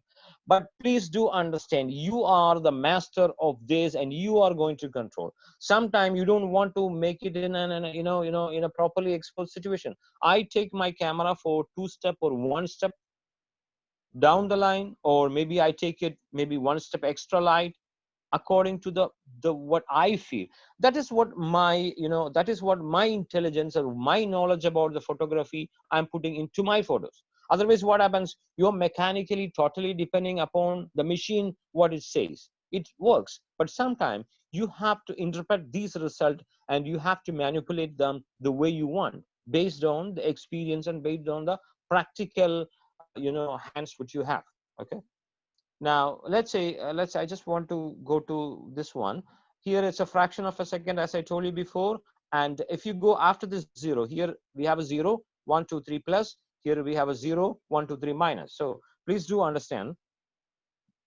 Now similarly, people, they understand that 1 second, 1/4 of a second, 1/8 of a second, 1/8000th of a second. These are fast shutter speed. And when you go back beyond the 0, then you will find 1 second. The camera will open up 1 second. Why I'm telling you this specifically is because I understood this truth after a long time. I never knew this. For me, 1 is and 1/4 and 4 seconds both were same in the beginning, but then later I understood no, they are not. They are two different things. Because one day I kept on 4 seconds and I find my camera had a problem. It when I switched it on, when I press the shutter button, I found camera is not clicking. It took 4 long seconds too. Then I understood my camera has gone wrong. There is some problem. Then later somebody told me, no, this is you kept on 4 seconds and your camera will take 4 long seconds to open and close. So please do understand this is what we are talking about. And the bulb mode is when you want to keep more time than that, let's say more than 30 seconds, most of the cameras, because in my Fuji camera, I don't have any kind of restriction. I don't have any bulb mode. I can simply open up my shutter to 2 minutes, 3 minutes, 8 minutes, it gives me an additional and the easy access to those things. But in my Canon, I don't have this, but I have to go to bulb mode. Then I have to, use a shutter release and shut my, shutter as much as I need. So please do understand this. This is what basically we are talking. You have to check this out. If you didn't, because I did not check it when I was younger in photography, then when I understood, it was a shock, because I never know. I was thinking that my camera is damaged when my camera is opening for 30 seconds. I never know it was a blessing that I can get some beautiful photos out of that. Try that. Try and work on your camera. Now, I don't want to talk more about this, but a quick, exposure triangle. As I told you before, if your aperture is number is more bigger, you have a very small amount of hole and you have very less light. Similarly, your shutter is open so much time, that means you get a lot of light, but you get a blurry image. But if a shutter is opening and closing fast, you get a very frozen, very sharp image, but you get very less amount of light. Okay. Now, similarly, ISO. I always try to stick with 100 ISO. If you ask me any kind of EXIF, first my answer is ISO 100, because that's what I'm going to achieve. That's what I wanted to achieve. Either I achieve or not, that's a different question. But my idea is to stick to 100 ISO. That's what I need. Even I want to shoot Milky Way, star trails, everything with 100 ISO, but sometimes it's not possible. So you have to boost it. Okay. But that's a different issue. But your idea is to stick with a native ISO, which is 100 in most of the cameras. And then you have the choose between shutter and aperture based on, other aspects. Now here, I just want to tell you how, here I said about rain. We are trying to shoot rain long exposure. Why? Because I don't want a fast shutter speed to do my rain. So I want to do a long exposure and catch the streak of that particular raindrop. That means rain is when it is reaching near my nose and when it is reaching near my knees. So I need to capture that long streak. Now, how it is possible? It is possible if you can keep your camera for a long time. But probably, on a daytime, it is not possible because you have a lot of light. So what you do is, similarly, you are using, we say sunglasses. Why do we use sunglasses? We cut down the light. We cut down the light that comes to your eyes by using a sunglass. Similarly, we use ND filter, okay? ND filter can cut down. They are called ND2, ND4, ND8, ND16. This is, you have to do a little bit of research. This means when the number goes up, you are cutting down, lights as much, according to that number, that the capability of that number. Let's say ND2, let's say ND4. So ND4, ND2, whatever the light can cut by ND2, ND4 can cut much more light than that. So that's basically the idea about ND2, ND4, ND16. But you don't have to vary. Basically, if you have a 3 ND filter, ND6, ND8, and ND10, that's mostly enough. Because most of the time we are trying to shoot evening or sunset, because these are the time we get a lot of lights, especially in a place like Oman. We don't have much softer lights here. We have a kind of harsh light. So here to work with, mostly if you have a mediocre kind of ND light, ND filter, that will help you. And also CL, we say circular polarizer. And UV filter is basically to damage, and to protect your lenses, which I don't use much, because so many of the photographers, they already mentioned that UV filters can little bit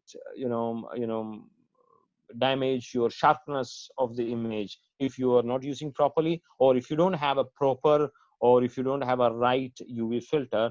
But again, UV filter can protect your camera in terms of UV filters, saving your sensor from the UV filters, and as well as it can save from a little bit of damages, so many things. But I really don't use them, because I take care of my camera and lenses in a better way.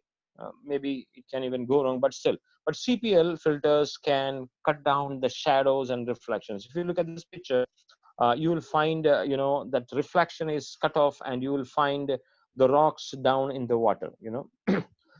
This is, you need to have a very clear idea about using CPL. Sometimes it can damage your photos as well. Sometimes it can bring you beauty to your picture as well. You need a little bit of reference, and that will help you. But mostly CPL people, they use to cut down the reflections and extra lights that is getting into your lens. Okay, so that's what a CPL, circular polarizer, and neutral density filter, which is ND filters. So you need to know, if you have a less number, like a ND2 or ND4, that means you are able to cut down a less amount of light. If your number is much bigger, that means you can cut down a lot of light that is coming to your camera.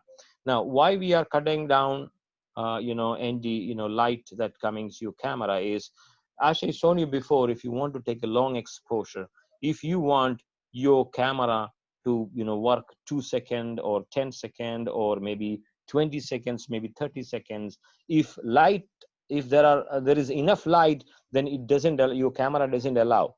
What happens is, the camera will let you a lot of light inside, and you will get a lot of a huge photo with a fully blown out um, photograph. Why? Because a lot of light you are letting inside your camera, and that will literally spoil. So that is the reason we are restricting the light and letting only an allowed number of allowed amount of light to get into the camera, which you feel appropriate to get a right photograph. Okay, so that's what ND filters, neutral density, that means. Now, you see, I have certain guidelines which I have copied from internet. You will find that these kind of a lot of things. Polarizer 1.6, ND2, NDA, ND3, ND16, ND32. What happens is, how many stops of light? Now, when you say stops of light, you see that one stop and two stop or three stop, the lights, from one stop to other stop, the light is doubled. If you say two stop, means you are doubling the light 2 times. If you say 3 stops, means you're doubling 3 times. Similarly, if you look at this chart is available in the internet. Also, when we put this chart in the recorded session, you can go for and you will find where to use your filters and what kind of f-stops you have to use when you use polarizers and filters. Okay, here I just give you a small narration. ND8, ND16, ND32, ND64, ND128. When you have ND128, that means you are cutting a lot of light. When you're cutting a lot of light, you are achieving more time of capturing that particular water source, water spring. So what happens is, you get much cooler looking water that's coming from the top. But in the first picture, which you're using an NT8, which doesn't cut a lot of light, but it cuts a little bit of light, but not that much like 128. But still, you are getting the details in the water. But when you go for 128, you get longer exposure time. When you get longer exposure time, what happens is, your water source, or water that is coming to your camera, it looks like more dramatic and more kind of foamy and dreamy kind of thing. So this is what happening when you use an ND filter. The ND filter that cuts light, and you have to decide how much light you need to cut down. And this is over a period of practice. It works with you. But normally, I find people that are using normally ND6, ND8, and 10. And you can also use them combined together to achieve a certain amount of light that you want to block coming to your cameras. Now also you have different filter holders, full frame, and bracketing systems, like I have square filters, and as well as I have the round filters. So what happens is this kind of filter frames that can be fixed to almost different cameras. But if you have a square filters, you have to change filters to depends upon the circle of each of your lenses, because the different lenses have got a different setup. So you have to go for different filters. But you have a filter holder, and mostly you can use it for across all your lenses if you have. Now also we have something called variable ND filters. Now what is variable ND filters is, there are some ND filters, they vary, like you can turn it and you can change it, that intensity, and you can get different lighting setup. But mostly these ND filters, they kind of give you a kind of vignetting in a nasty way, and also they give you kind of color casting in between of two different between the one photo. One photo, it gives you two different or three different kind of color casting. That is the reason I'm not a fan of this, but I was using this because it is comparatively cheaper, and also you can go and change your density in different levels. But still it's okay. You can also create some pictures, nice pictures out of this.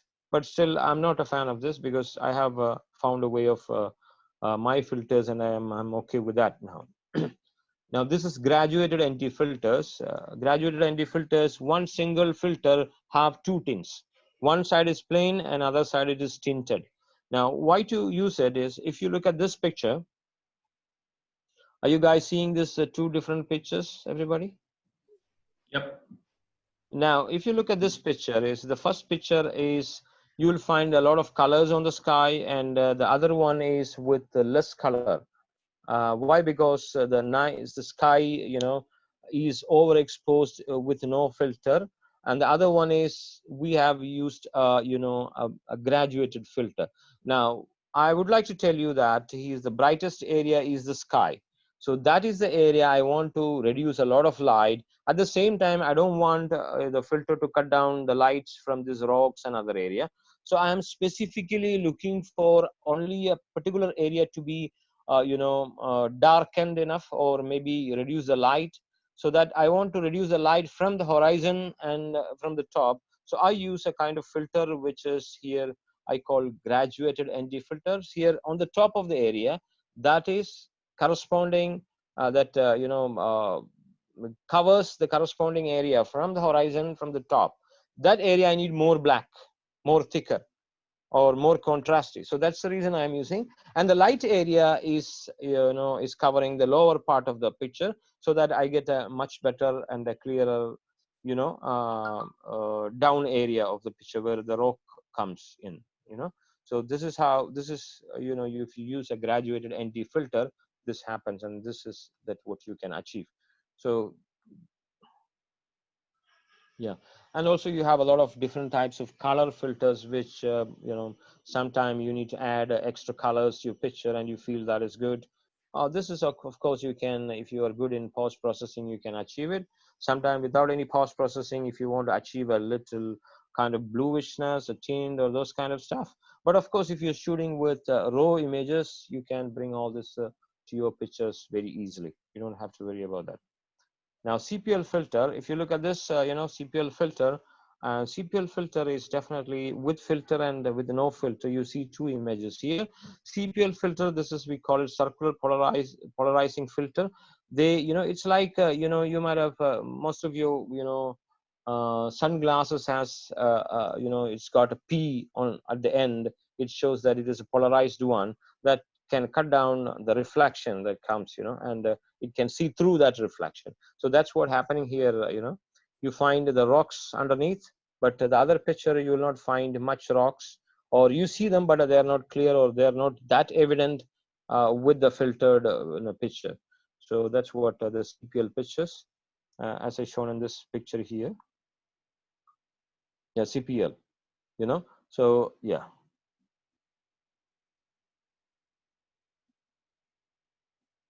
Now, this is a simple policy that if you're using, unpolarized light and, linearly polarized light, this is basically, it gives an idea how do you use, your, CPL and your ND filter, and you have a graduated ND filter, and which is the way that you have to use, because, mostly people ask, where should I use my polarizer? Should I use my polarizer first, then ND filter, or ND filter first, then the polarizer?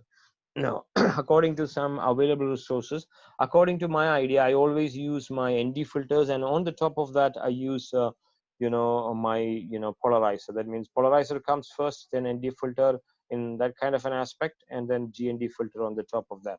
So as you shown in the picture, and if this is, a reference, I got it from Photo Pills, how to use ND filter in combination with polarizer and the GND filters. So here it is illustrated in a nice way. I have given the link. Whenever you get the recording of this, you can have a reference on this. So basically, we use polarizer, then ND filters, and GND filter. If you don't have these three combinations, then your polarizer should be at the end of it. And also you can adjust your polarizer, so that sometime polarizer coming, at the end will help you to adjust them properly. If you don't have a variable filter, if you have a normal GND, ND filter and the polarizer, that you can adjust that reflection by, turning it. So you need to, keep it in a way where it is easily accessible. Okay. And also, if polarizer comes, ND filter comes, and there are some article I read, it's not good, but some article they are justifying it. So I don't know, it is somewhere in between. But anyway, this is an official article from Photo Pills. It gives an idea and what to do. And for me, I just follow this pattern at the moment.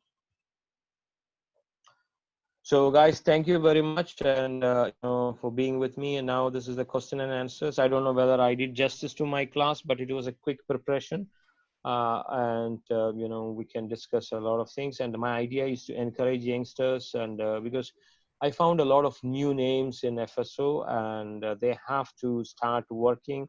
And why? Because we have a lot of seniors in in FSO, but if you ask them to come for a Milky Way, and if you ask them to come for a masjid shoot, grand masjid, they won't come because they have done it 1,000 times. So from a perspective of mine, I'm looking to to FSO to have a lot of junior leaders who can come up and you can take these initiative. And at the same time, we also devise a kind of possibility, for the senior people to come and teach whatever they know. It doesn't mean it is a universal truth. It doesn't mean they are the masters, but whatever they know will be shared with you to encourage you and to boost you. So these are the two things. So nowadays we need so many youngsters to come ahead and take a lot of initiative and lead a different, photo walks, and get some good shots to, for us to see and post in FSO pages. So good luck to all of you. If you have any questions, please, we can have a discussion. Libin, over to you. Yeah. So before the QA session, can you switch on your camera so I'll take a group shot? Okay.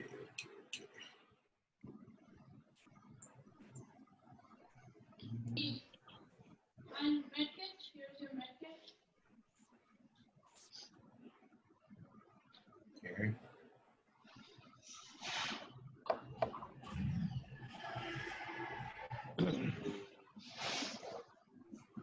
Good to see you, everyone. So some more, we have few more not attended. Okay, so we are going to take the first shot. Be ready. Smile. Where is Abdul Azeez? He left. The mentor. Okay. Okay, ready? 1, 2, and 3.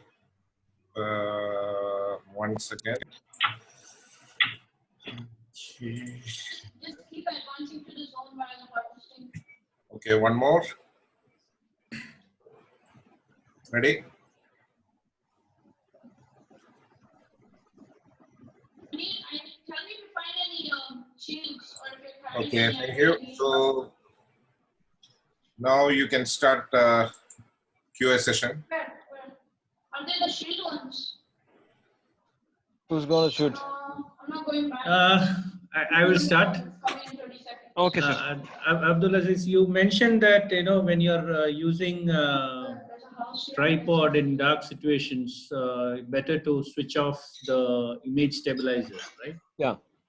Yeah. But does that is a general rule, or does that hold to? I mean, if it is a windy condition or you are on a road with heavy vehicle moving around, which can cause some vibration, you still stick to that rule, or depending on the conditions, you change your.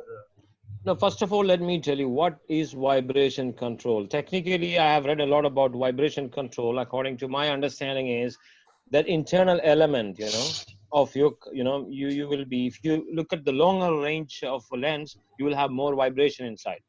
So in order to control that automatically, the camera has, lens has got a, and, kind of technique to stabilize that, that gives you a kind of a steady shot. But this is, it's not at all required if you use your camera on a tripod. If you use your camera on a tripod, you really don't need a vibration control. Now, vibration control, what happens is it is an automatic system on your on your camera. It tends to work, sometime even if you don't have a kind of a proper movement, but that can cause a kind of disturbance in your photos. That's what I read, and I was reading a lot about, between the vibration controls about Tamron and Nikon and, and Canon and so on. So, and also in camera stabilization. So what I understood is that you don't give a chance to your cameras to adjust it since there is no movement, because it's a mechanical thing. It can try. So you don't need, and it doesn't help you. If your camera is on a tripod, you really don't need, because it is steady already. Nothing is going to move.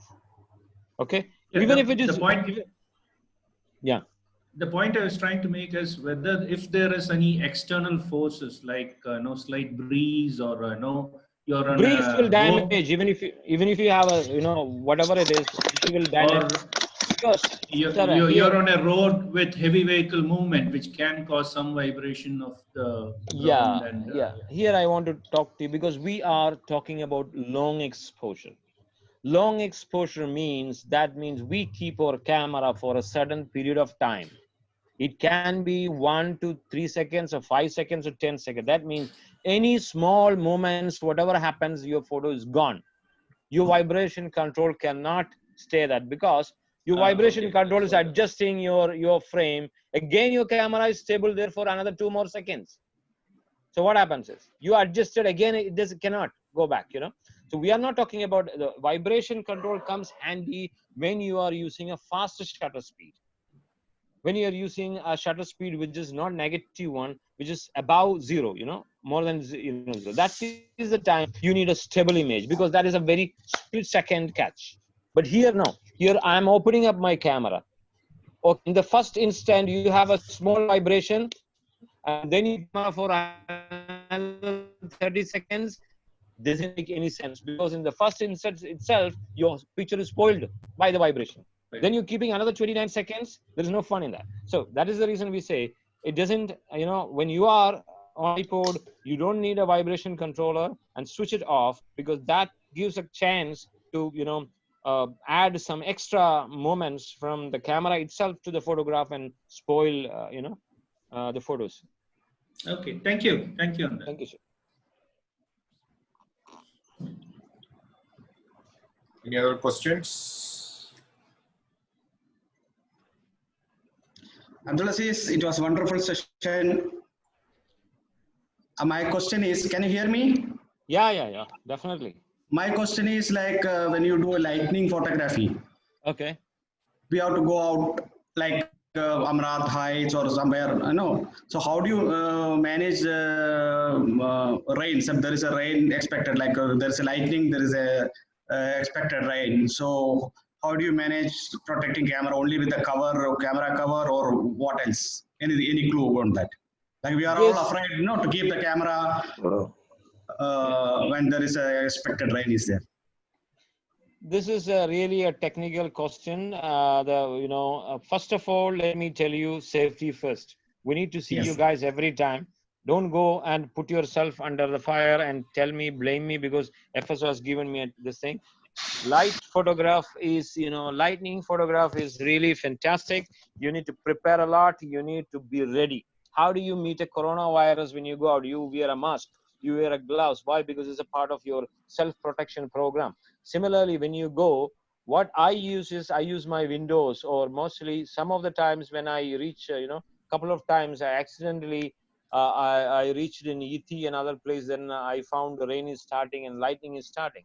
In that similar situation, what you can do is you can, if you have a tent, use that, or if you pull up your, car backside of my car, I can pull my car boot and can use this as a shade, and I set my camera, everything is ready. But at the same time, one thing I noticed that, I will not hear the sound of the thunder immediately after the lightning. That means it is somewhere near. So mostly I'll work on something that I'll just see if it takes, 5 to 8 seconds, that means the thunder is or coming after 8 to 10 seconds, or maybe more than that. That means it's much far away from me. So it's not that, near to me, and, it's not an evident, danger. So that immediately, this is the time I keep my camera open. Once everything is set, I just keep my camera ready, and then I keep away myself from the camera. Okay, And fine.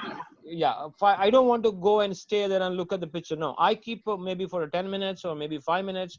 And if I see the rain is getting heavier and bigger, and I just pack everything and I run away from that, because I got to take care of my kids as well. So the camera, safety, and you have to have add another things. You can have your tent. If you're really hunter, you have to have your tent, and you have to have proper preparations, and go after that. The people like us, we are not chasing this lightning, so you have to. And most of the cameras are weather sealed, but still you can use the cover of your car and the door, or maybe you can use umbrella, but make sure that your umbrella will not take entire thing away with the wind. So all this, if you prepare. And the window, your house window is a nice place, through that you can set your camera and you can shoot it. Keep it for 10 minutes or 15 minutes, and you be away from the camera if possible. Okay. Let the camera do the job. Thank you, Abdul. Mikey, how are you, dear? I'm fine. Yeah. Now, lightning will be just before the rain. Yeah. Once it rains, you have to stop anyway. Mostly. Yeah. That's a case-to-case thing. That's right. Anyone? Abdul Azeez. Yes, sir. This bracketing, I heard the bed many times, but I don't know the. Yeah. Can you explain? Bracketing is very simple. Okay, bracketing is very simple. Are you guys seeing my screen yet or not? It stopped. I stopped. Can I come back once again, Libin? Yeah. Bracketing is very, one thing, Sunilji, I'll tell you one thing. These people will make you afraid. They'll tell you so many technical things, bracketing, that, these. End of the day, this is all nothing. This is all just a technical term. Okay. Now, can you see this one, everybody? Yeah. Can you see everybody? Okay. Now, you start doing your bracketing today. Okay. Now, to do bracketing, maybe you have to have a setting, automatic setting on your computer, whatever it is. But I request you to do manually. Okay. Are you ready for that? Yeah. Okay. Sunilji, go to a place today evening, and first you take a shot with your camera in exact proportion. Now what happened is a proper exposure, right or wrong? Right? Yeah. Now, okay. After taking this shot, you take a next shot, put your camera to this level, which means you're adding extra stop of light to your picture. Are you ready to do that? That's a skip picture. That means you manually increase. Yeah. 1+. Yeah, I understand. Yeah. You don't need any automatic thing. You manually increase one level. Okay. Yeah. You manually increase one level. You take another shot. Now, how many shots you get? You got two shots. One is a properly exposed one. One is a plus exposure one. Now, what you do is next is take your camera back here and take one more exposure. So now, what? Yeah, you shot. You got 3 shots now. One photo is properly exposed. One shot is less exposed, underexposed exactly. One shot is overexposed. Did you get all these 3? Yeah, sure. And open all these 3 photos in Lightroom. Okay? Lightroom, Select these 3 photos. Select these 3 photos. Then right click and say HDR. That's it. And you wait. That's it. You wait. Okay. Yeah. Couple of seconds after, a couple of maybe sometime if you have more photos, see sometime you can also go for more photos. You can go for another recipe which sometime you need 2 more photos. Can you tell me, one day I took a car photography. It was maybe 3 or 4 years before, in that our photography association, there was a J. Alonso photography. J. Alonso was he's a gentleman who was showing us how to take car photography. Have you attended that? No. No. In that, what he was doing is, I'll just simply give you a scenario that what he showed us there is, we keep one car and then, in a nice position. In front of that, you keep your camera on a tripod. Okay. Now, what they do is they take 9 exposures, 9 different exposures, which is 4 minus, 4 plus, and 1 properly exposed shot by lighting the camera on the front side. That means lighting the car, front side of the car is lighted up, and then they take 9 exposures. Then they light up under, the car, below the car, and they take 9 exposure. Then they light inside the car, they take 9 exposure. Then they light on the top of the car, they take 9 exposure. Then this side 9 exposure, that side 9 exposure, rear side 9 exposure. And finally, when they merge all those photos, you get a very good and clean, a big photo that can be even printed on a big hoarding, So that's a basic idea. Now here, why we are doing this photography is, why we are taking this is, as I told you before. Now, suppose light object, let's say sun. In front of that, your wife is standing and you taking a photo. So what happens? Backside of your wife, the background is very highly lit. You will not be able to find the face of your wife. Why? Because you get only the silhouette, right? Why? Because the extra light source is there. So that is darkening the object which is in front of that. So that is the reason we are taking, a lesser exposed one to reduce the background light. And also we are taking an overexposed light which will brighten up the face of your wife. So when you merge all these things, so you will get a properly composed image. And so this is also, when I was doing architecture photography, when I do architecture photography, means it's not for an engineering purpose or something, I'm doing myself. I found that if you take a photo of your window, what happens is outside of your window is extra exposed, so that your window area will be brightened and too much bright, and you will not find anything there. It's detail will be missing. So that what we do is we take HDR photography, so that inside is lit properly, outside is properly, light is controlled, reduce the light, and then you get a normal. Then you combine all these 3, you will get a properly exposed photos. This is a very good thing that you have to try as early as possible. It's a very simple thing, nothing else. Okay, HDR means nothing. So if you learn HDR, high dynamic this thing, and you keep away from that, you're never going to do that. Do it today itself. Anything else? Okay, thank you, Abdul Azeez. Thank you, sir. Anything else? Abdul, good Yeah. afternoon. Good afternoon, Nice session. Very nice session indeed, man. Thank you, Jay. Wish you a speedy recovery, and nice to see you fighting well and recovering fast. Thank you so much. Hope your words will be,